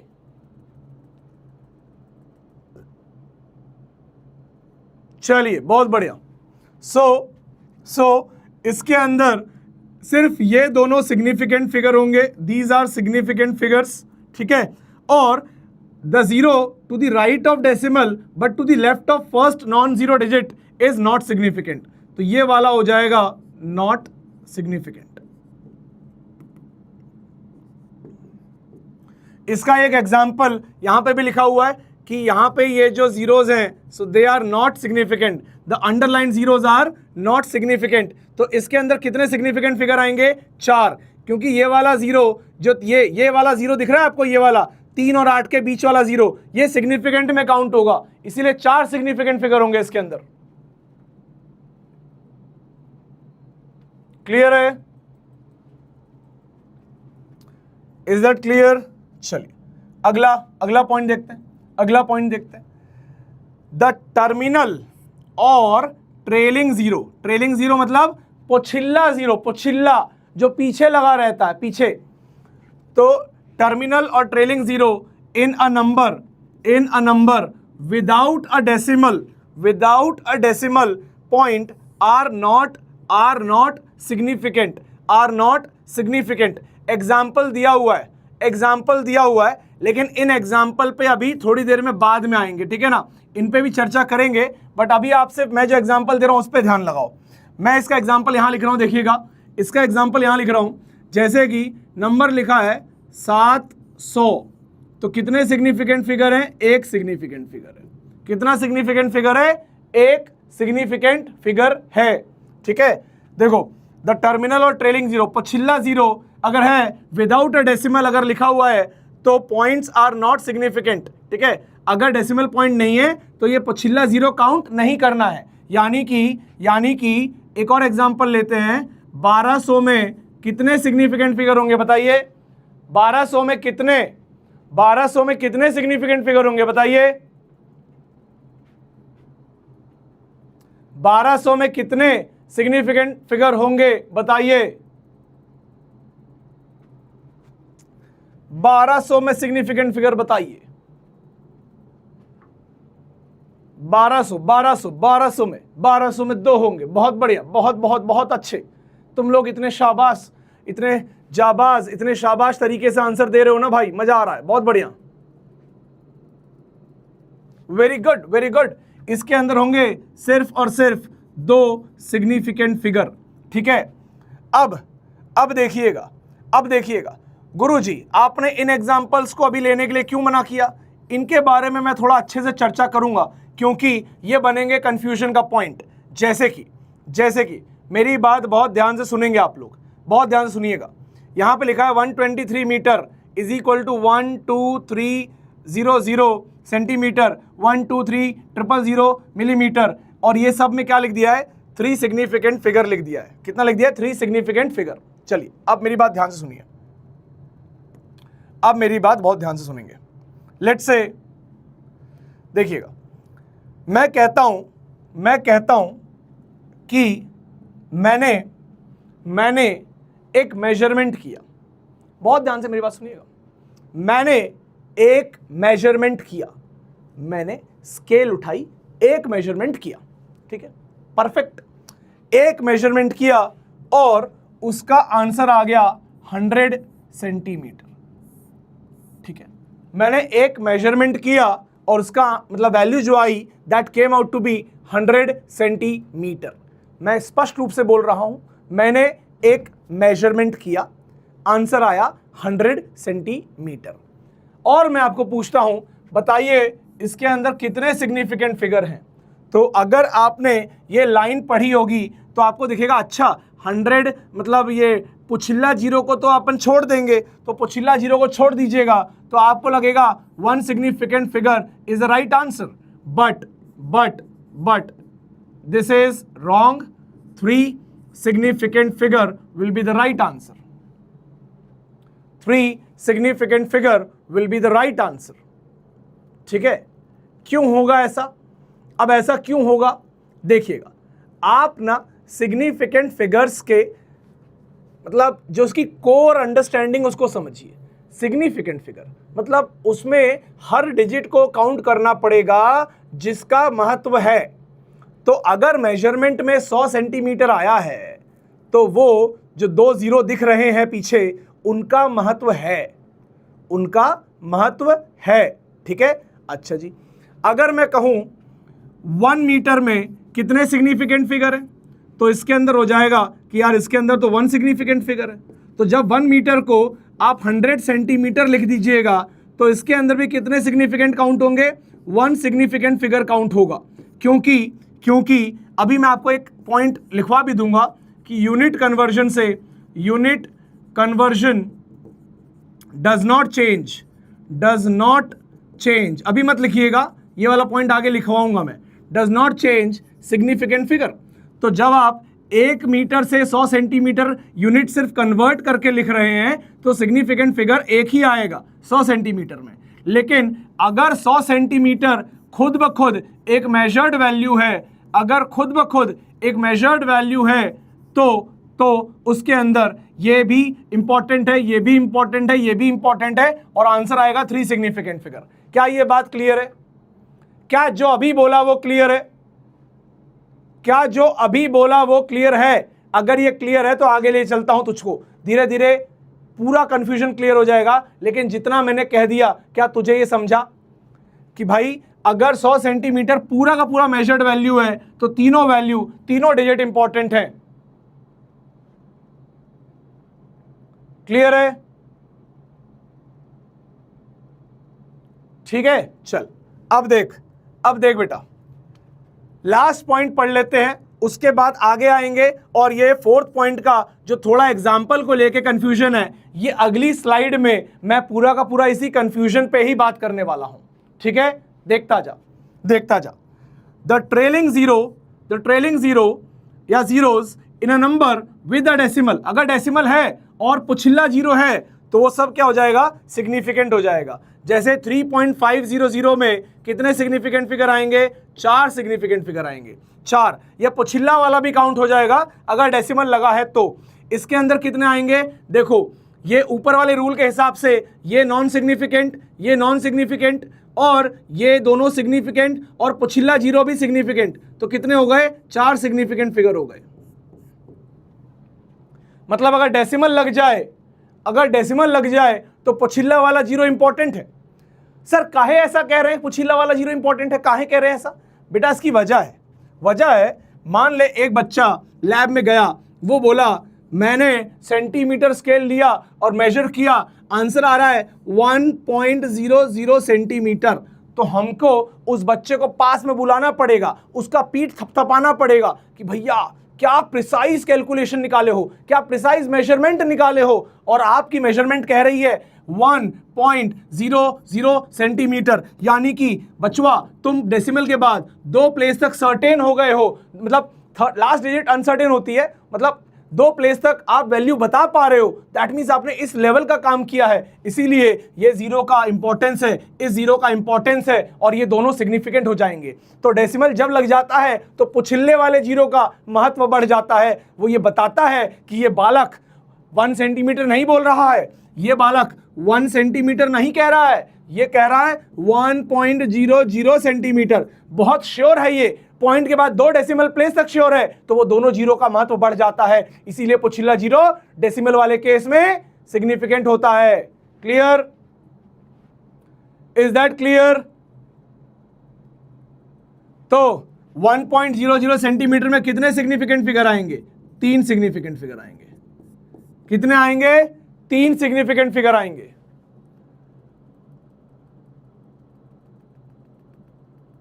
Is that clear? 3 significant figure आएंगे। चलिए अब बात करेंगे कंफ्यूजन रिगार्डिंग ट्रेलिंग जीरो। अब देखिएगा, हम ट्रेलिंग जीरो जो अभी हमने बात करी थी, कौन सा पॉइंट था यहाँ पे ये चौथा पॉइंट था, इसमें कुछ कंफ्यूजन है, उसके बारे में थोड़ी सी डिटेल में चर्चा करेंगे। देखिएगा, मान लेते हैं एक लेंथ को, ये सब एनसीईआरटी में लिखा हुआ है, सब एनसीईआरटी में लिखा हुआ है। ठीक है, सारी बातें एनसीईआरटी में लिखी हुई हैं। देखो, suppose a length is reported 4.7, और मैंने कोशिश करी है कि मैक्सिमम वैल्यूज को भी चेंज ना करूं। तो अगर एक लेंथ बताई गई 4.700 मीटर, 4.700 मीटर, यानी कि बच्चा डेसिमल के बाद 3 प्लेस तक बता रहा है, जिसमें से डेसिमल के बाद अगले 2 प्लेस सर्टेन होंगे और लास्ट वाला बाय डिफॉल्ट अनसर्टेन होगा, ठीक है ना। या मतलब बच्चा तो अपने हिसाब से डेसिमल के बाद 3 प्लेस तक बता रहा है, तो ये तीनों सर्टेन, मतलब बार बार टेक्निकलिटी में मत जाना, लास्ट वाला अनसर्टेन ही रहता है, ठीक है ना। मतलब ये 3 सिग्निफिकेंट है, ठीक है ना, इंपॉर्टेंट है। तो टोटल सिग्निफिकेंट फिगर इसमें क्या आ जाएगा, 4 आ जाएगा। The zeros here are meant to convey the precision of measurement and are therefore significant. Decimal के बाद जब भी जीरो लगता है तो वो क्या करता है, वो प्रिसीजन को बताता है। इसीलिए जब डेसिमल के साथ पुछिला जीरो लगे तो काउंट करना है सिग्निफिकेंट में, ठीक है ना। आगे देखिएगा, अब देखिएगा यूनिट कन्वर्जन अगर करें तो 4.00 मीटर को हम लिखेंगे 470.0 सेंटीमीटर, ठीक है। अब इसको अगर कोई बालक गलती से 470 सेंटीमीटर लिख दे, बोले सर क्या ही फर्क पड़ता है, क्या ही फर्क पड़ता है। नहीं, फर्क पड़ता है, क्योंकि इसके अंदर है भैया 3 सिग्निफिकेंट, 3 भी नहीं भाई साहब, 2 पुछिल्ला बिना डेसिमल के काउंट ही नहीं होगा। तो कितना है इसके अंदर भाई साहब, 2 सिग्निफिकेंट फिगर हैं, 2 सिग्निफिकेंट फिगर हैं। और अगर 470.0 लिखता है तो डेसिमल लगने के बाद इन पुछिल्लों की औकात बढ़ जाती है, तो ये हो जाएगा 4 सिग्निफिकेंट फिगर। और यही बात वो कहना चाह रहा है कि change in unit can not change the number of significant figures. Note कर लीजिए, नोट कर लीजिए इस बात को। और इसीलिए जब आप इसको mm में लेके जाएंगे यहाँ पे, तो जिस तरीके से ये लिखा हुआ है ये तरीका गलत है, ये तरीका गलत है। 4700 mm इज रॉन्ग, क्योंकि अभी ऊपर ही एनसीईआरटी खुद कह रही है कि इसके अंदर कितने सिग्निफिकेंट फिगर हैं, 3 सिग्निफिकेंट फिगर हैं। और यहाँ पे कह रही है कि इसमें 4 सिग्निफिकेंट फिगर हैं, तो इसमें भी कितने होने चाहिए, 4। बट उनके एग्जाम्पल के हिसाब से इसमें निकलेंगे 2। और इसी बात को एनसीईआरटी ने आगे कवर किया है और वो मैं भी कवर करूंगा, बिल्कुल निश्चिंत रहिए आप।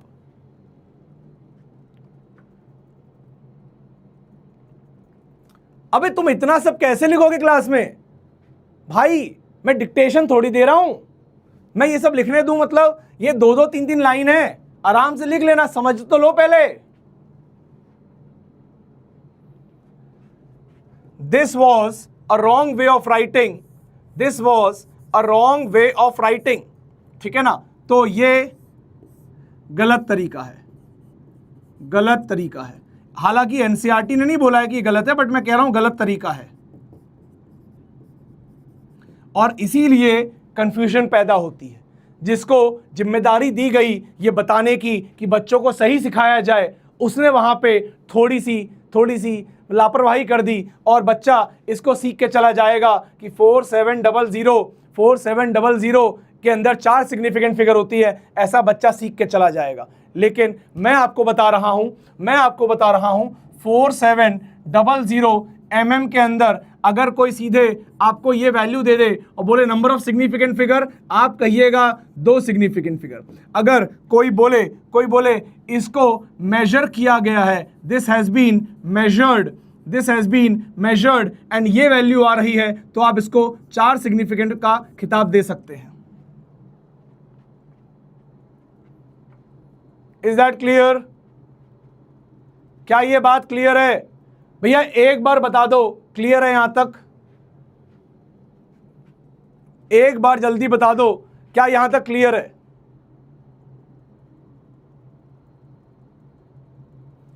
सही तरीका अगली स्लाइड पे आएगा, सही तरीका अगली स्लाइड पे आएगा, सही तरीका अगली स्लाइड पे है। यहां तक क्लियर है कि कंफ्यूजन कैसे क्रिएट हुई? मैं आपको बताता हूं कंफ्यूजन कैसे क्रिएट हुई, एक बार सुन लीजिए फिर से। कंफ्यूजन ऐसे क्रिएट हुई, एनसीईआरटी ने कहा कि पछिल्ला जीरो अगर डेसिमल नहीं है तो वो सिग्निफिकेंट नहीं है, तो as per NCERT this has 2 significant figure. फिर एनसीईआरटी ने खुद ही 4.700 मीटर को, जिसमें प्रूफ बताया कि अगर डेसिमल होगा तो पछिल्ला जीरो को काउंट करना है और बोला है 4 सिग्निफिकेंट फिगर होगा। बट इसके कन्वर्जन में, यूनिट कन्वर्जन में 4700 mm लिखकर ये कंफ्यूजन में डाल दिया बच्चों को कि अब इसमें 2 काउंट करें, should we count 2 significant figure और 4 सिग्निफिकेंट फिगर। क्या काउंट करिएगा, क्योंकि यहां पे 4 सिग्निफिकेंट था और यूनिट कन्वर्जन पे सिग्निफिकेंट फिगर चेंज नहीं होता। तो कल को अगर नॉर्मल एक सवाल आ जाए 4700 mm, तो हम क्या मार्क करें गुरुजी, 2 मार्क करें या 4 मार्क करें? इस कंफ्यूजन में डाल दिया एनसीईआरटी ने आपको।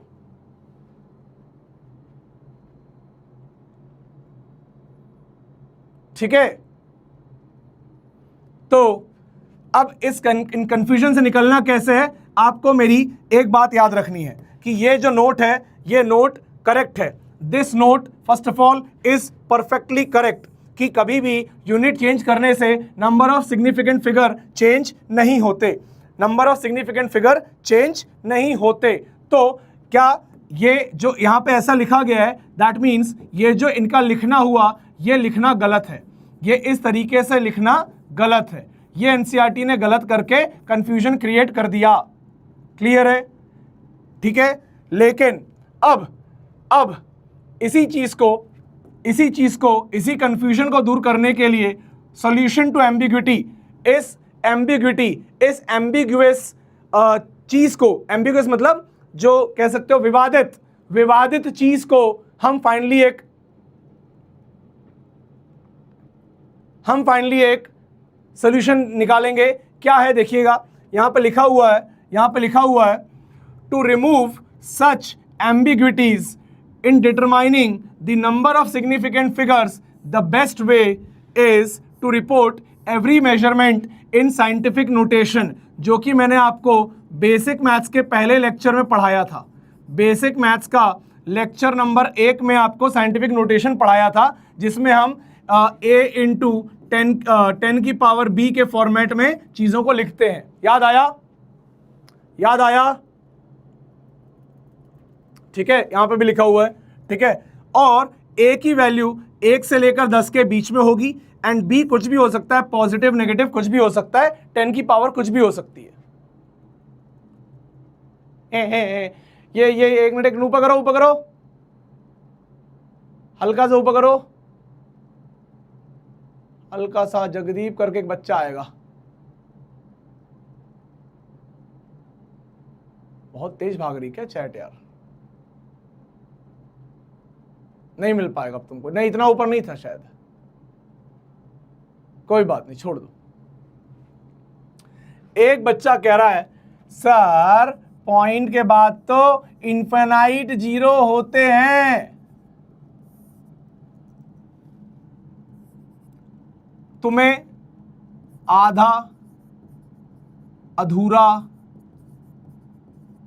पता है, तो पेशेंस, सुनो और सीखो, अभी थोड़ा सा धैर्य रखो। ठीक है, चलिए, तो साइंटिफिक नोटेशन में हम किसी भी क्वांटिटी को a इंटू 10 की पावर b के फॉर्मेट में लिखते हैं। ठीक है ना, चलिएगा, अब देखिएगा, अब अच्छा तो एक बार लिख के दिखा देता हूं मैं, जैसे कि लेट्स से 5, बहुत ध्यान से सुनिएगा, 5240, लेट्स से ये नंबर है, इसको साइंटिफिक नोटेशन में लिखना है। तो अभी डेसिमल कहाँ है दिख नहीं रहा, बट यहाँ पे, तो इसको इधर 3 पे जंप कराना है, लेफ्ट में जंप कराते हैं तो 10 की पावर पॉजिटिव बढ़ती है, तो आंसर आएगा 5.24240 इंटू 10 की पावर 3, 3 जंप किए तो 10 की पावर 3। ये नंबर हमेशा 1 से लेकर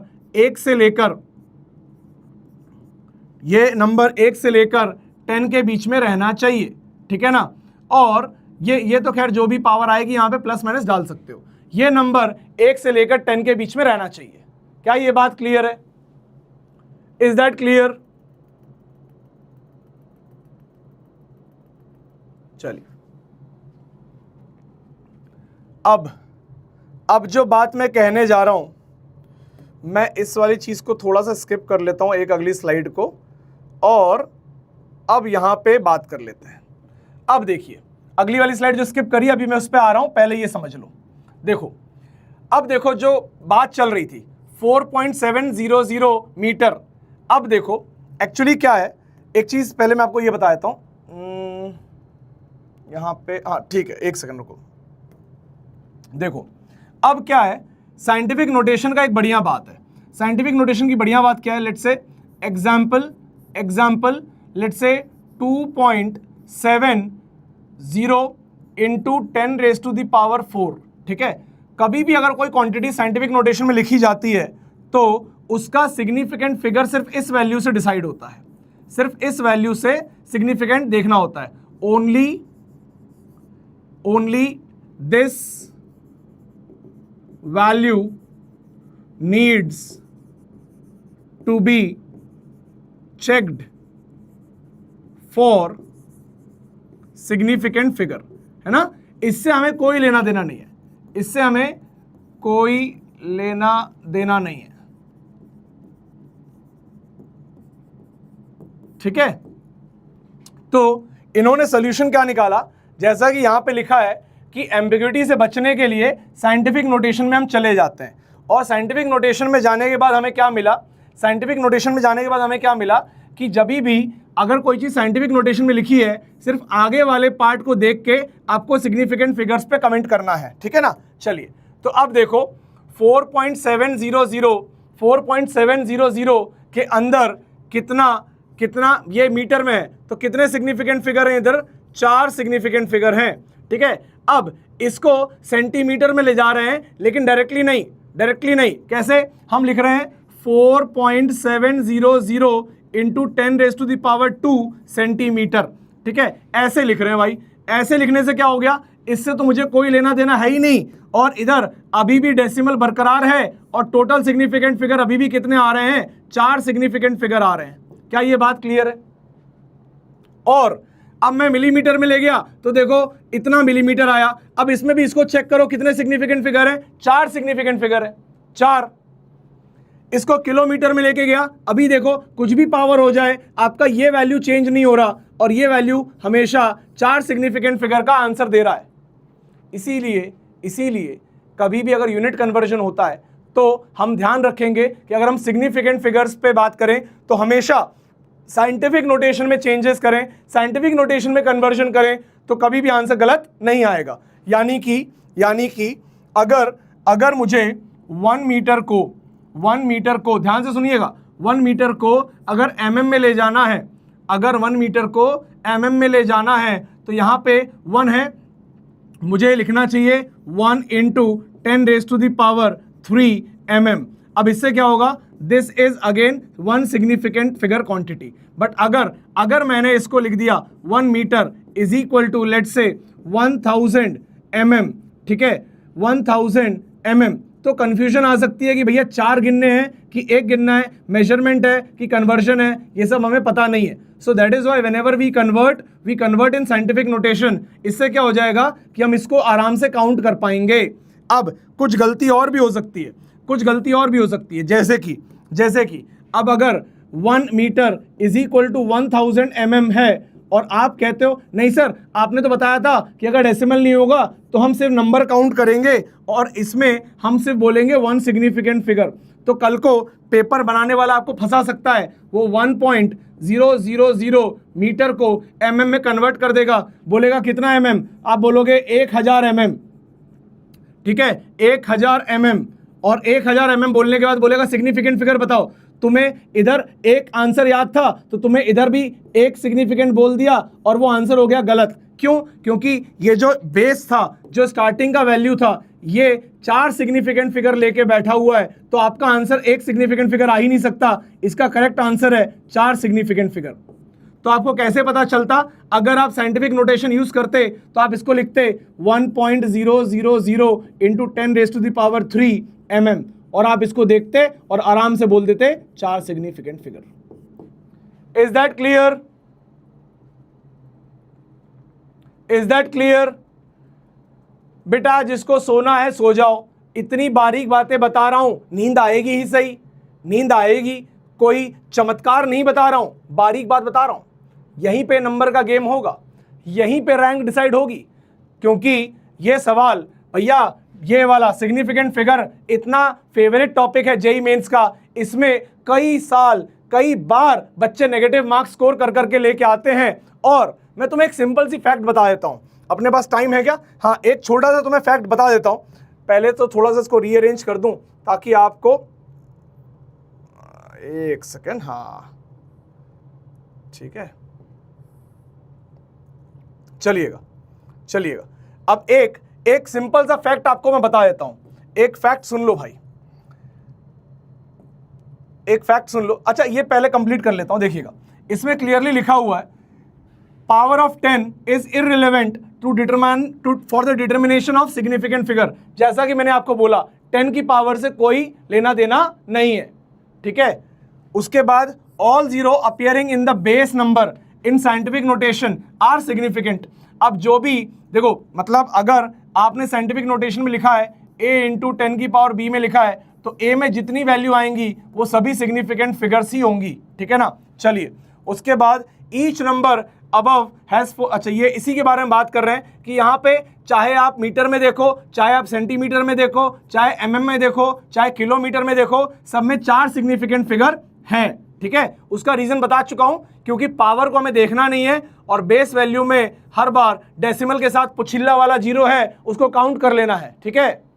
चलिए, in scientific notation trailing zero in the base number are always significant figure, ठीक है। ये बात कर चुके हैं, ये सारी बातें मैं दोहरा चुका हूं, ठीक है। चलिए, अब देखिए, अब एक बात बताता हूं।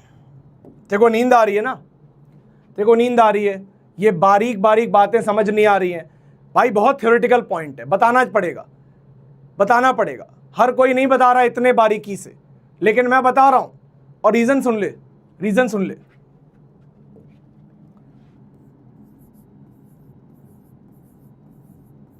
लगभग 12 लाख बच्चा, इजी कैलकुलेशन के लिए अप्रोक्सीमेट कर दिया है, लगभग 12 लाख बच्चा आईआईटी के मेंस के एग्जाम में बैठ रहा है, ठीक है। मेंस में 12 लाख बच्चा बैठ रहा है।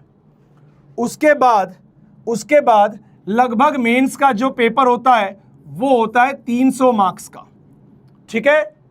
अगर ये सारा बच्चा इक्वली हर एक मार्क्स पे डिस्ट्रीब्यूट कर दिया जाए, यानी कि एकदम इक्वल प्रोबेबिलिटी से हर मार्क्स बटे, तो कितना आएगा? तो ये आएगा काट, ये आएगा 4000। यानी कि प्रत्येक मार्क्स पे, एक मार्क्स पे बैठा है लगभग 4000 बच्चा। एक मार्क्स पे बैठा है 4000 बच्चा, एक मार्क्स पे 4000 बच्चा बैठा है। यानी कि, और ये तो तब जब मैंने यूनिफॉर्मली 300 मार्क्स पे सबको बैठा दिया है, जबकि ऐसा होता नहीं है। एक बहुत फेमस कर्व होता है बेल कर्व, वो कुछ इस प्रकार से बनता है, इसे कहते हैं बेल कर्व। तो जिसमें कि ये, अगर मैं नंबर के हिसाब से बात करूं तो हो सकता है कुछ बच्चे 0, कुछ बच्चे नेगेटिव में, और बहुत कम, क्योंकि भैया टॉपर तो एक ही आएगा लगभग, तो बहुत कम बच्चे 300 के करीब होंगे। तो ये लेट से 300 की लाइन है ना, यहाँ पे जाके 1-2 बच्चा बचेगा बस। तो कुछ इस प्रकार का कर्व बनना चाहिए, और ये मैक्सिमम जो भीड़ है, जो है ये होनी चाहिए 50 से लेकर 100 मार्क्स के बीच में। ये पूरी भीड़ होनी चाहिए 50 से लेकर 100 मार्क्स के बीच में, ठीक है। पूरी भीड़ अगर 50 से 100 मार्क्स के बीच में बैठी हुई है, तो वहां पे एक मार्क्स पे 4000 बच्चा नहीं, एक मार्क्स पे लगभग 10,000 बच्चे, 15,000 बच्चे बैठे हुए। मैं तो कह रहा हूं तुम तो यही मानो यार, एक मार्क्स पे 4000 बच्चा बैठा हुआ है, यही मानो। और सोच के देख, एक कॉलेज में एक ब्रांच में 50-100 इतनी सीट होती है, 100 मानता हूं, 5 ब्रांच है, तो एक कॉलेज मतलब 500 बच्चे हो गए, है ना। तो यानी कि अगर तूने एक मार्क्स ज्यादा गवा दिए तो 4000 डिवाइड बाय 500, यानी कि तू 8 कॉलेज मिस कर देगा। देखो ये अगर मजाक लग रहा है ना, तो एक मार्क्स पे तू 8 कॉलेज मिस करेगा, 8 कॉलेज, बेयर मिनिमम बता रहा हूं, बेयर मिनिमम। तो सोच कितना इंपॉर्टेंट है कि नंबर ना गवाया जाए। जितना आएगा वो तो ठीक है, जो आता हुआ था अगर तूने वो गवाया तो देख कितना बड़ा तेरे को दिक्कत होने वाला है।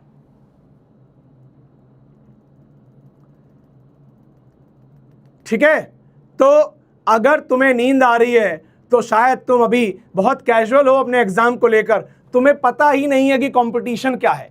तुम्हारी आंख खुलेगी और दिमाग खुलेगा, ठीक है, और तब पता चलेगा तुमको कि तब पता चलेगा कि भैया हम तो बहुत हल्के में ले रहे थे, है ना।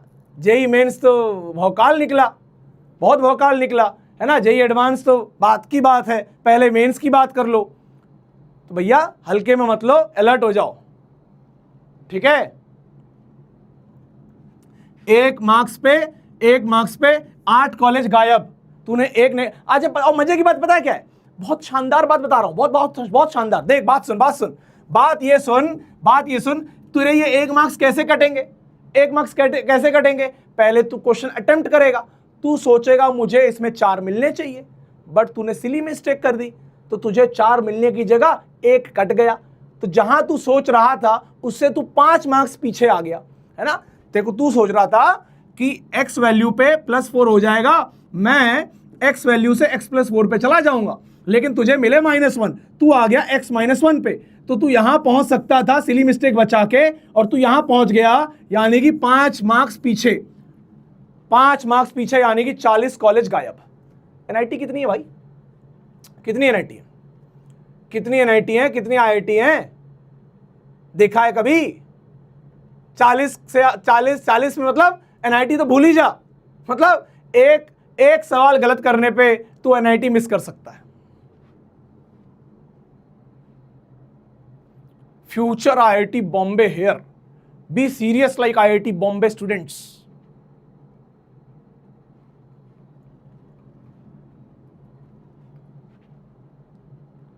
हाँ बहुत बढ़िया। नींद क्या होती है पता चल गया ना, नींद कुछ नहीं होती है, तो ध्यान दो। तो एक बार जल्दी से सारे रूल को समराइज कर लिया जाए तो मजा आ जाएगा, आनंद आ जाएगा, है ना। देख जितने भी, फटाफट से देखता जा, अभी तेरी नींद गायब हो जाएगी। देख जितने भी नॉन जीरो डिजिट हैं वो सब सिग्निफिकेंट होते हैं। देख इसमें 4 सिग्निफिकेंट है, सब नॉन जीरो। इसमें 5 हैं, 1 2 3 4 5, सब सिग्निफिकेंट। उसके बाद बताया गया 0 बिटवीन 2 नॉन जीरो डिजिट, अगर 2 नॉन जीरो के बीच में 0 है तो सिग्निफिकेंट होगा। जैसे कि 5 और 8 के बीच में 1 है तो ये सिग्निफिकेंट होगा। टोटल 4 सिग्निफिकेंट फिगर होंगे। उसके बाद देखता जा, अगर 1 से छोटा नंबर है तो 0 जो होंगे डेसिमल के बाद और नॉन जीरो के पहले वो नॉन सिग्निफिकेंट होंगे। जैसे कि इसके अंदर डेसिमल के बाद वाला 0 बट नॉन जीरो के पहले वाला 0 क्या हो जाएगा, नॉट सिग्निफिकेंट। यानी कि 2308 में 4 सिग्निफिकेंट फिगर होंगे और ये आगे के 0 काउंट नहीं होंगे, ठीक है। अब देख पिछला 0, ट्रेलिंग 0, अगर नंबर में डेसिमल नहीं है तो पिछला 0 काउंट नहीं करिएगा। 1200 में कितने सिग्निफिकेंट फिगर है, 2 सिग्निफिकेंट फिगर है। लेकिन यहां पे एग्जांपल कंफ्यूजन क्रिएट करता है क्योंकि यूनिट लिखी हुई है, तो कई बार समझ नहीं आता कि ये मेजरमेंट से आया हुआ वैल्यू है या फिर कन्वर्जन से आया हुआ वैल्यू है। अगर कन्वर्जन से आया हुआ वैल्यू है तो हमें जो मेन पता था मेजरमेंट, उसके अकॉर्डिंग डिसाइड करना है। तो अगर मेजरमेंट में 3 सिग्निफिकेंट थे तो आखिरी में भी कितने होंगे, 3 सिग्निफिकेंट फिगर होंगे। क्लियर है? चलिए, अब अगर ट्रेलिंग 0 है और डेसिमल भी है तो ट्रेलिंग 0 सिग्निफिकेंट हो जाएंगे। ये सारे रूल थे। फिर आता है कंफ्यूजन ये आया कि भैया क्या कंफ्यूजन है ट्रेलिंग 0 को लेकर। कंफ्यूजन ये है कि अगर डेसिमल के बाद वाले जो 0 हैं वो सब सिग्निफिकेंट फिगर हैं, तो ये वाला अगर हम mm में लेके जाएंगे तो कैसे लिखेंगे। तो जैसे ही इसको हमने देखा 4 सिग्निफिकेंट फिगर, बट इसको देखा तो हमें कंफ्यूजन हो गया कि इसके अंदर 2 सिग्निफिकेंट फिगर होना चाहिए। तो वहां पे बात आई कि नहीं भैया, एक काम करिएगा, साइंटिफिक नोटेशन को याद करिएगा और जब भी कन्वर्जन करेंगे तो साइंटिफिक नोटेशन को यूज करके कन्वर्जन करिएगा, तो सिग्निफिकेंट फिगर चेंज नहीं होगा। क्योंकि साइंटिफिक कन्वर्जन के अंदर जो बेस वैल्यू है उसका सिग्निफिकेंट फिगर ही गिनना होता है और वो कभी भी बदलता नहीं है। देखता जा बेटा, देखता जा। तो इसीलिए हमने क्या करा, हमने क्या करा, हमने इस 4 पॉइंट, इसको फिर से लिख के दिखा देता हूं, 4.700 मीटर को जब सेंटीमीटर में करना था 4.700 इंटू 10⁻², सेंटीमीटर कर लिया, यानी कि 10 की पावर से मल्टीप्लाई कर लिया, और ये वाला बिल्कुल चेंज नहीं किया, तो इसके अंदर अभी भी 4 सिग्निफिकेंट फिगर होंगे। अगर इसको मैं मिलीमीटर में भी लेके जाता हूं तो भी 4 सिग्निफिकेंट फिगर होंगे, और कंफ्यूजन से हम बच जाएंगे। क्या क्लियर है यहां तक? क्या यहां तक क्लियर है?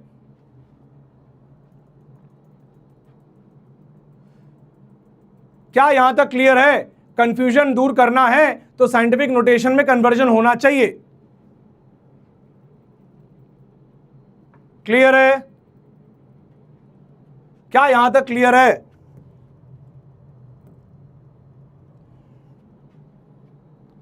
अब जो बात बता रहा हूं that is important as hell. I have seen every year there are some questions जो कि मतलब every year तो नहीं बोलूंगा, लेकिन in past few years order of magnitude पे सवाल आया है, और वहां पे कई बार जेई ने भी गलत आंसर दिया है, और बाद में वो आंसर चैलेंज होकर रेक्टिफाई हुए हैं, क्योंकि लोगों को इंफॉर्मेशन अधूरी और गलत पता होती है। तो जो बताने जा रहा हूं उसको अगर तूने नहीं सुना तो भाई तू ये क्वेश्चन, ये चीज गलत करके आएगा, गारंटीड है, ये चीज गारंटीड है, तू ये गलत करके आएगा। देख एनसीईआरटी में क्या लिखा है, पहले वो तेरे लिए पढ़ देता हूं, उसके बाद तुझसे सवाल पूछूंगा और तू आंसर गलत बताएगा, फिर मैं तेरे को सही करूंगा। देखता जा। देख एनसीईआरटी कह रही है कि देखो कभी भी जैसे साइंटिफिक नोटेशन की बात हुई तो a इंटू 10⁻B है साइंटिफिक नोटेशन, ठीक है ना। अब क्या कह रही है भाई, एनसीईआरटी ने लिखा कि राउंड द नंबर a अगर 5 से छोटा है तो 1 पे, और अगर a 5 से 10 के बीच में है तो 10 पे। उसके बाद बोल रहा है the number can be expressed as approximately 10⁻B। अगर नंबर 10⁻B का है तो जो ये पावर B होती है उसे ही ऑर्डर ऑफ मैग्नीट्यूड कहा जाता है, एग्जाम्पल भी दिया diameter of earth.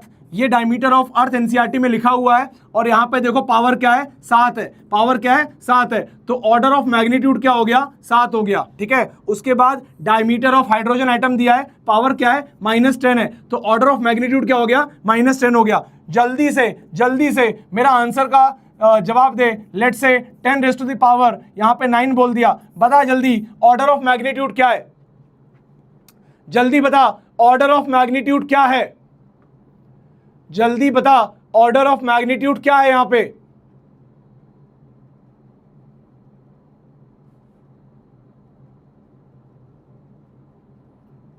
Order of magnitude बताओ भैया, ऑर्डर ऑफ मैग्नीट्यूड बताओ। जैसा कि मैंने कहा था कि तुम लोग गलत आंसर बताओगे और मैं तुम्हें करेक्ट करूंगा। देखो एनसीईआरटी ने ये बात कही बहुत सही, लेकिन इस पे एम्फसाइज नहीं किया, और ये छूट जाती है। लोग पढ़ाते नहीं हैं, लोग बताते नहीं हैं, और ये गलत करके बच्चे आते हैं। क्योंकि एनसीईआरटी ने थोड़ी देर पहले एनसीईआरटी में, मतलब यहां तो मैं स्लाइड्स में पीछे जा रहा हूं, बट एनसीईआरटी में ये एक्सप्रेशन लिखा हुआ है, ये एक्सप्रेशन, और एनसीईआरटी ने a इंटू 10⁻B लिखा हुआ है, और जब ऑर्डर समझाने की बारी आई तो बोल दिया कि जो B है उसे ही ऑर्डर ऑफ मैग्नीट्यूड कहते हैं। तो बच्चों ने गलत पकड़ लिया, कि ये हमेशा A बनेगा और ये हमेशा आपका B बनेगा, और ऑर्डर ऑफ मैग्नीट्यूड जब भी पूछा जाएगा तो हम B बोल देंगे। बच्चों ने ये पकड़ा। बच्चों ने क्या नहीं पकड़ा, वो ये है कि जब बात आएगी ऑर्डर बताने की तो हमें एक अप्रोक्सीमेशन करना है। हमें A को अगर A 5 से छोटा हो तो 1 कर देना है, और अगर A 5 से 10 के बीच में हो उस A को 10 कर देना है, और उसके बाद उसके बाद यानी कि जैसा कि इस केस में देखा जा रहा है कि ये 5 से बड़ा है तो इसको कर देंगे क्या 10, और ये तो जो था वो तो था ही सही। अब इसको मल्टीप्लाई करो और देखो क्या आ रहा है, ये आएगा 10 टू द पावर 10, और अब इस 10 में इस पावर को देख के मैग्नीट्यूड का ऑर्डर बताना है, तो आंसर आएगा order is equal to 10। Clear है? Is that clear? ऑर्डर 9 नहीं होगा, ऑर्डर 9 नहीं होगा। ये बात नहीं बताई जाती या मिस हो जाती है, और बच्चे एग्जाम में निकलने के बाद आंसर मार्क करने के बाद 2 या 3 बार आईआईटी इस पे खेल चुकी है, और बच्चे गलत मार्क करने के बाद ये रियलाइज करते हैं कि ये ऑर्डर है। क्लियर है? चलिए, तो कभी भी बात ऑर्डर की आएगी तो आपको ये पहले वाले ए को देखना है। अगर ए 5 से छोटा है ए को 1 लिख लो, और अगर ए 5 से 10 के बीच में है तो ए को 10 लिख लो, और वो मल्टीप्लाई करके फाइनली जो आपका 10 का पावर बनेगा वो आपका ऑर्डर बताएगा।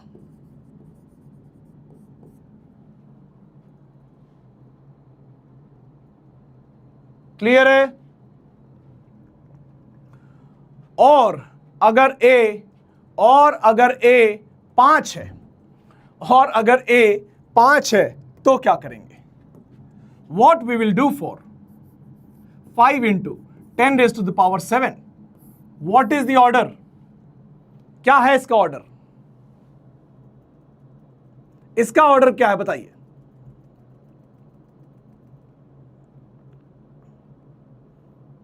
मैं वेट कर रहा हूं, बताइए 5 है तो ऑर्डर क्या होगा?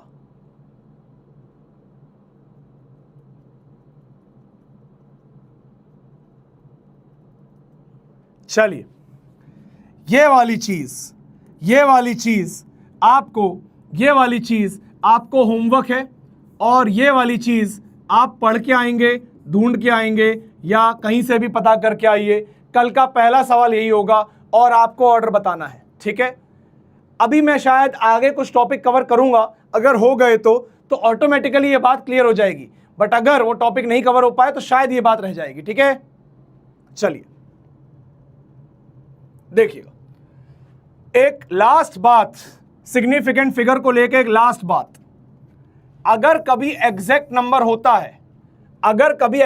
होता है, जैसे कि अगर मैं बोल रहा हूं s is equal to 2 pi r, ठीक है ना, तो ये 2 है, मैं जानता हूं ये 2 है। 2 एक अगर एग्जैक्ट नंबर है, मैंने मेजरमेंट से नहीं निकाला है, एग्जैक्ट नंबर है 2, तो उसके अंदर हम कह सकते हैं दैट इज 2.00000000000 टिल इन्फिनिटी। जो एक बालक कह रहा था कि 2.0 के आगे भी तो 0 लगे रहेंगे।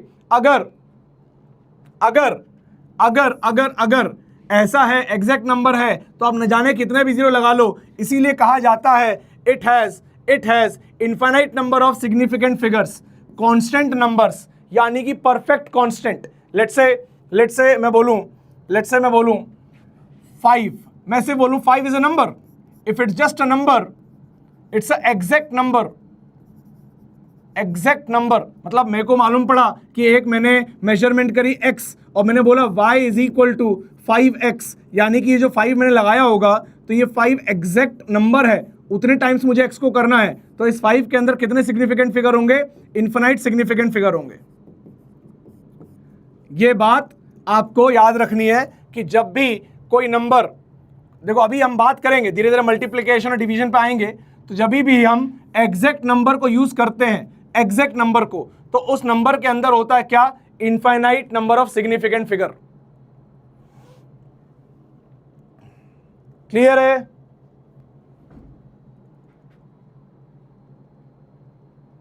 चलिए, फैक्टर 2, हाँ ठीक है, कोई बात नहीं, ये सब सेम बातें लिखी हुई हैं, आपको बस ये याद रखना है exact number means infinite number of significant figure. ये है क्रक्स इस बात का। मैंने ये सारी लाइनें इसलिए उठाई हैं ताकि तुम्हें एनसीईआरटी पढ़ने के बाद ऐसा लगे कि हर लाइन सर ने समझा दी है। चलिए अब देखो, अब सिग्निफिकेंट फिगर सीख गए, अब उसके अंदर दो बातें और सीखनी है, दो छोटी छोटी चुन्नू चुन्नू बातें और सीखनी है, दो छोटी छोटी चुन्नू चुन्नू बातें और सीखनी है।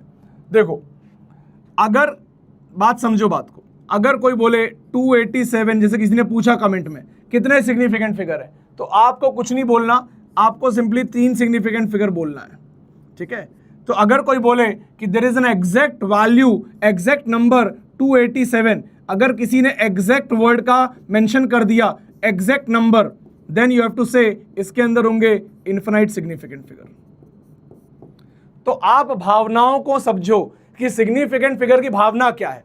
भावना यह है कि वो ये जानना चाह रहे हैं कि तुम कितने प्लेस तक श्योर हो। अगर नंबर एग्जैक्ट है तो तुम तो इनफिनाइट प्लेस तक श्योर हो, तो infinite is the significant figure. अगर तुम्हें ये मेजरमेंट से मिला है तो तुम सिर्फ इतने वैल्यूज के लिए ही श्योर हो, इसलिए 3 सिग्निफिकेंट फिगर आंसर होगा। क्लियर है? चलिए अब देखिए बात, आगे सुनिए। ये बहुत important, very very important rule. अगर आप कुछ नंबर्स को मल्टीप्लाई या डिवाइड कर रहे हो, अगर कुछ नंबर्स को मल्टीप्लाई या डिवाइड कर रहे हो, ध्यान से सुन ले भाई, प्लीज सुन ले यार। कहाँ जा रहा है, इधर आना यार। हाँ भाई, तेरे काम की चीज है यार, इधर आ जा भाई। मेरे को एकदम से लग रहा है कि तुम लोग ना छोड़ दे रहे हो, तुम लोग के अंदर वो जील नहीं आ रही, मेरे को लग रहा है। अगर मल्टीप्लिकेशन और डिवीजन किसी भी नंबर का हमें मल्टीप्लाई करना है या जो भी करना है, तो रिजल्ट जो होता है ना, हमें सोचना है कि उसके अंदर कितने सिग्निफिकेंट फिगर आने चाहिए। उसके लिए एक नियम बनाया गया। यार ये 2222 कितना चल रहा है यार, ये कैसे होगा यार, इसको देखो ना यार। ठीक है, चलिए। तो अब यार देखो, मैंने मान लो a को मल्टीप्लाई किया b से, या लेट से a को डिवाइड किया b से, तो जो भी इसका आंसर आएगा ना, तो आई शुड बी नोइंग कि आंसर में कितने सिग्निफिकेंट फिगर है, how many significant figures are there, I should know. तो उसके लिए एक रूल बताया गया। रूल क्या बताया गया कि final result should retain as many significant figures as are there in the original number with the least significant figure. मतलब मान ले तूने 3-4 नंबर को मल्टीप्लाई कर दिया, ठीक है, 3-4 नंबर लिए, मल्टीप्लाई कर दिया, फाइनल में नंबर ऑफ सिग्निफिकेंट फिगर पता है कितने होंगे? जो इन चारों नंबर में सबसे कम थे ना, वो होंगे। देख, समझ। और चाहे ये डिवीजन के लिए हो, चाहे मल्टीप्लिकेशन के, सेम काम करना है। सेम मल्टीप्लिकेशन के लिए हो या डिवीजन के लिए हो, सेम करना है। जिनको भी तूने मल्टीप्लाई डिवाइड जो भी करना था कर लिया। जिसके पास सबसे कम सिग्निफिकेंट फिगर थे, मान ले तेरे पास 2 नंबर थे, एक के पास 2 सिग्निफिकेंट फिगर थे, एक के पास 4 सिग्निफिकेंट फिगर थे, तूने दोनों को मल्टीप्लाई कर दिया। अब आंसर जो भी आया ना, तेरे को पता क्या करना पड़ेगा? राउंड ऑफ करके या कुछ भी करके उसको 2 सिग्निफिकेंट फिगर में लिखना पड़ेगा, क्योंकि एक के पास 2 थे, एक के पास 4 थे। इन दोनों में कम किसके पास है? 2 के पास कम है। तो जो भी तेरा फाइनल आंसर होगा उसके पास कम वाला सिग्निफिकेंट फिगर होगा। ठीक है, समझ में आ गया? देख, जैसे कि एग्जाम्पल देख, मास, ये देख मास, कितने सिग्निफिकेंट फिगर है इसके अंदर? 4 सिग्निफिकेंट फिगर है, 1 2 3 4। वॉल्यूम देख, वॉल्यूम 1 2 3 सिग्निफिकेंट फिगर है। ठीक है, अब क्या करा? डेंसिटी निकाली। डेंसिटी क्या होती है? Mass upon volume, mass upon volume. अब तू इसको अभी के लिए दिमाग मत चला, कैलकुलेटर यूज कर ले, इसको डिवाइड बाय इससे करके देख, इसको इससे डिवाइड करेंगे लेट से, तो जो भी आंसर आएगा उसके ऐसा नहीं होगा कि 1.69 एग्जैक्ट आ जाएगा, हो सकता है 1.6923 कुछ ऐसा नंबर आ रहा होगा। जो भी आ रहा होगा, मुझे क्या मतलब है, कुछ भी आ रहा होगा। बट मैंने नियम क्या बताया? हमारे फाइनल आंसर के अंदर उतने ही सिग्निफिकेंट फिगर हो सकते हैं जिसको ऑपरेट किया था उसमें कम किसके पास थे? 4 और 3 में से कम कौन है? 3। तो आंसर में हमें 3 ही रखना पड़ेगा, आगे वालों को छोड़ना पड़ेगा। क्या बात क्लियर है? क्या ये बात क्लियर है? और छोड़ने का मतलब ऐसा नहीं कि तू रैंडमली छोड़ देगा, राउंड ऑफ करना पड़ेगा। राउंड ऑफ करके तुझे ये 3 वैल्यू उठानी है, ये 3 वैल्यू उठानी है, ताकि सिग्निफिकेंट फिगर कितना रहेगा? 3 रहेगा। अरे अभी राउंड ऑफ तो आता होगा ना, देखो 1.6923 है, मान लो इसको 3 प्लेस तक करना है, so this will be rounded off to 1.69। क्यों? क्योंकि मुझे इस प्लेस तक राउंड ऑफ करना था, तो ये नंबर जो है this number is less than 5, तो इसको हमें चेंज नहीं करना है, we should not change it. Clear है? अभी राउंड ऑफ भी सिखा दूंगा, I will teach you round off also, don't worry, I will teach you round off जो भूल गए। ठीक है, क्लियर है ये बात? Density should be reported up to 3 significant figures। जैसे एक बच्चे ने आंसर दिया है, अरे ऊपर करना, चैट ऊपर करना, हल्की सी ऊपर करो, एक वैल्यू निकाली बच्चे ने, हाँ बस ये वैल्यू नीचे गया, हाँ 1.688। देखो एक बच्चे ने आंसर निकाला है, एग्जैक्ट डिवाइड करके 1.68804 या जो कुछ भी निकाला है। अब देखो मैं कह रहा हूं जो भी ये बड़ा सा आंसर होगा, मुझे तो कितने चाहिए, 3 सिग्निफिकेंट फिगर तक चाहिए, तो मुझे खाली कहां तक चाहिए था, मुझे चाहिए था यहां तक, तो मुझे इनको लेट गो करना है, तो ये वैल्यू जो है वो 5 से बड़ी है, तो पिछला वाला नंबर किससे बढ़ जाएगा, ये इट विल बी गेटिंग +1, ठीक है ना, so answer will B 1.69 answer. Is that clear? चलिए अब जैसे कि एक एग्जांपल लेते हैं, बता यहां पे कितने सिग्निफिकेंट फिगर है, tell me the answer. Light में कितने सिग्निफिकेंट फिगर है, इधर देख, स्पीड ऑफ लाइट में कितने सिग्निफिकेंट फिगर दिख रहे हैं देखो, टाइम हो गया क्या, पता ही नहीं चलता, टाइम हो जाता है। इधर 1 2 3 सिग्निफिकेंट फिगर है, सो 3, इधर 1 2 3 4 5 सिग्निफिकेंट फिगर है, और क्या पूछा है, लाइट ईयर डिस्टेंस पूछा है, तो मैं स्पीड इनटू टाइम कर दूंगा, मतलब इन दोनों को मल्टीप्लाई कर दूंगा, आई should be getting the answer. But अब देख आंसर जो लिखा हुआ है, कैसे लिखा हुआ है, 1 2 3 सिग्निफिकेंट फिगर, सो 3 लिखा हुआ है। क्यों लिखा हुआ है 3? क्योंकि जब इस वाले 3 को इस वाले 5 से, मतलब इस वैल्यू को इस वैल्यू से मल्टीप्लाई किया, तो जो भी आंसर आएगा उसमें 3 सिग्निफिकेंट फिगर ही हो सकते हैं, 3 से ज्यादा नहीं हो सकते। क्लियर है? चलो भाई, तो यहां तक छोड़ देते हैं आज, कल यहां से पिकअप कर लेंगे, राउंडिंग ऑफ कल सिखा देंगे, टॉपिक खत्म हो जाएगा। ठीक है, थोड़ा सा बचा है ये टॉपिक, अब बाकी अगली क्लास में कर लेंगे। ठीक है, तो यहां तक आप सीख गए, और आज आपका होमवर्क क्या है, आज आपका होमवर्क है, अब आप जो कल डीपीपी नहीं करे थे, आज वो डीपीपी कर लेना, पहले तो डीपीपी कर लो, ठीक है, पहली चीज। दूसरा, रीड मॉड्यूल जितना भी अभी तक कवर किया उसको ढूंढ के पढ़ने की कोशिश करो, एंड मैंडेटरी, ये मैंडेटरी है, read NCERT, read NCERT। Clear है? चलो भाई, तो उम्मीद करता हूं आज आपको रियलाइज हो रहा होगा कि कैसे धीरे धीरे हम टॉपिक की बहुत बहुत छोटी छोटी बारीकियों को कवर करते हुए सिलेबस पढ़ रहे हैं। इससे बस मैं ये जानता हूं जो जेन्युइन बच्चा है उसके भाई 4 चांद लग जाएंगे, और जो वैसे भी ध्यान नहीं दे रहा उससे मुझे कोई मतलब नहीं है यार।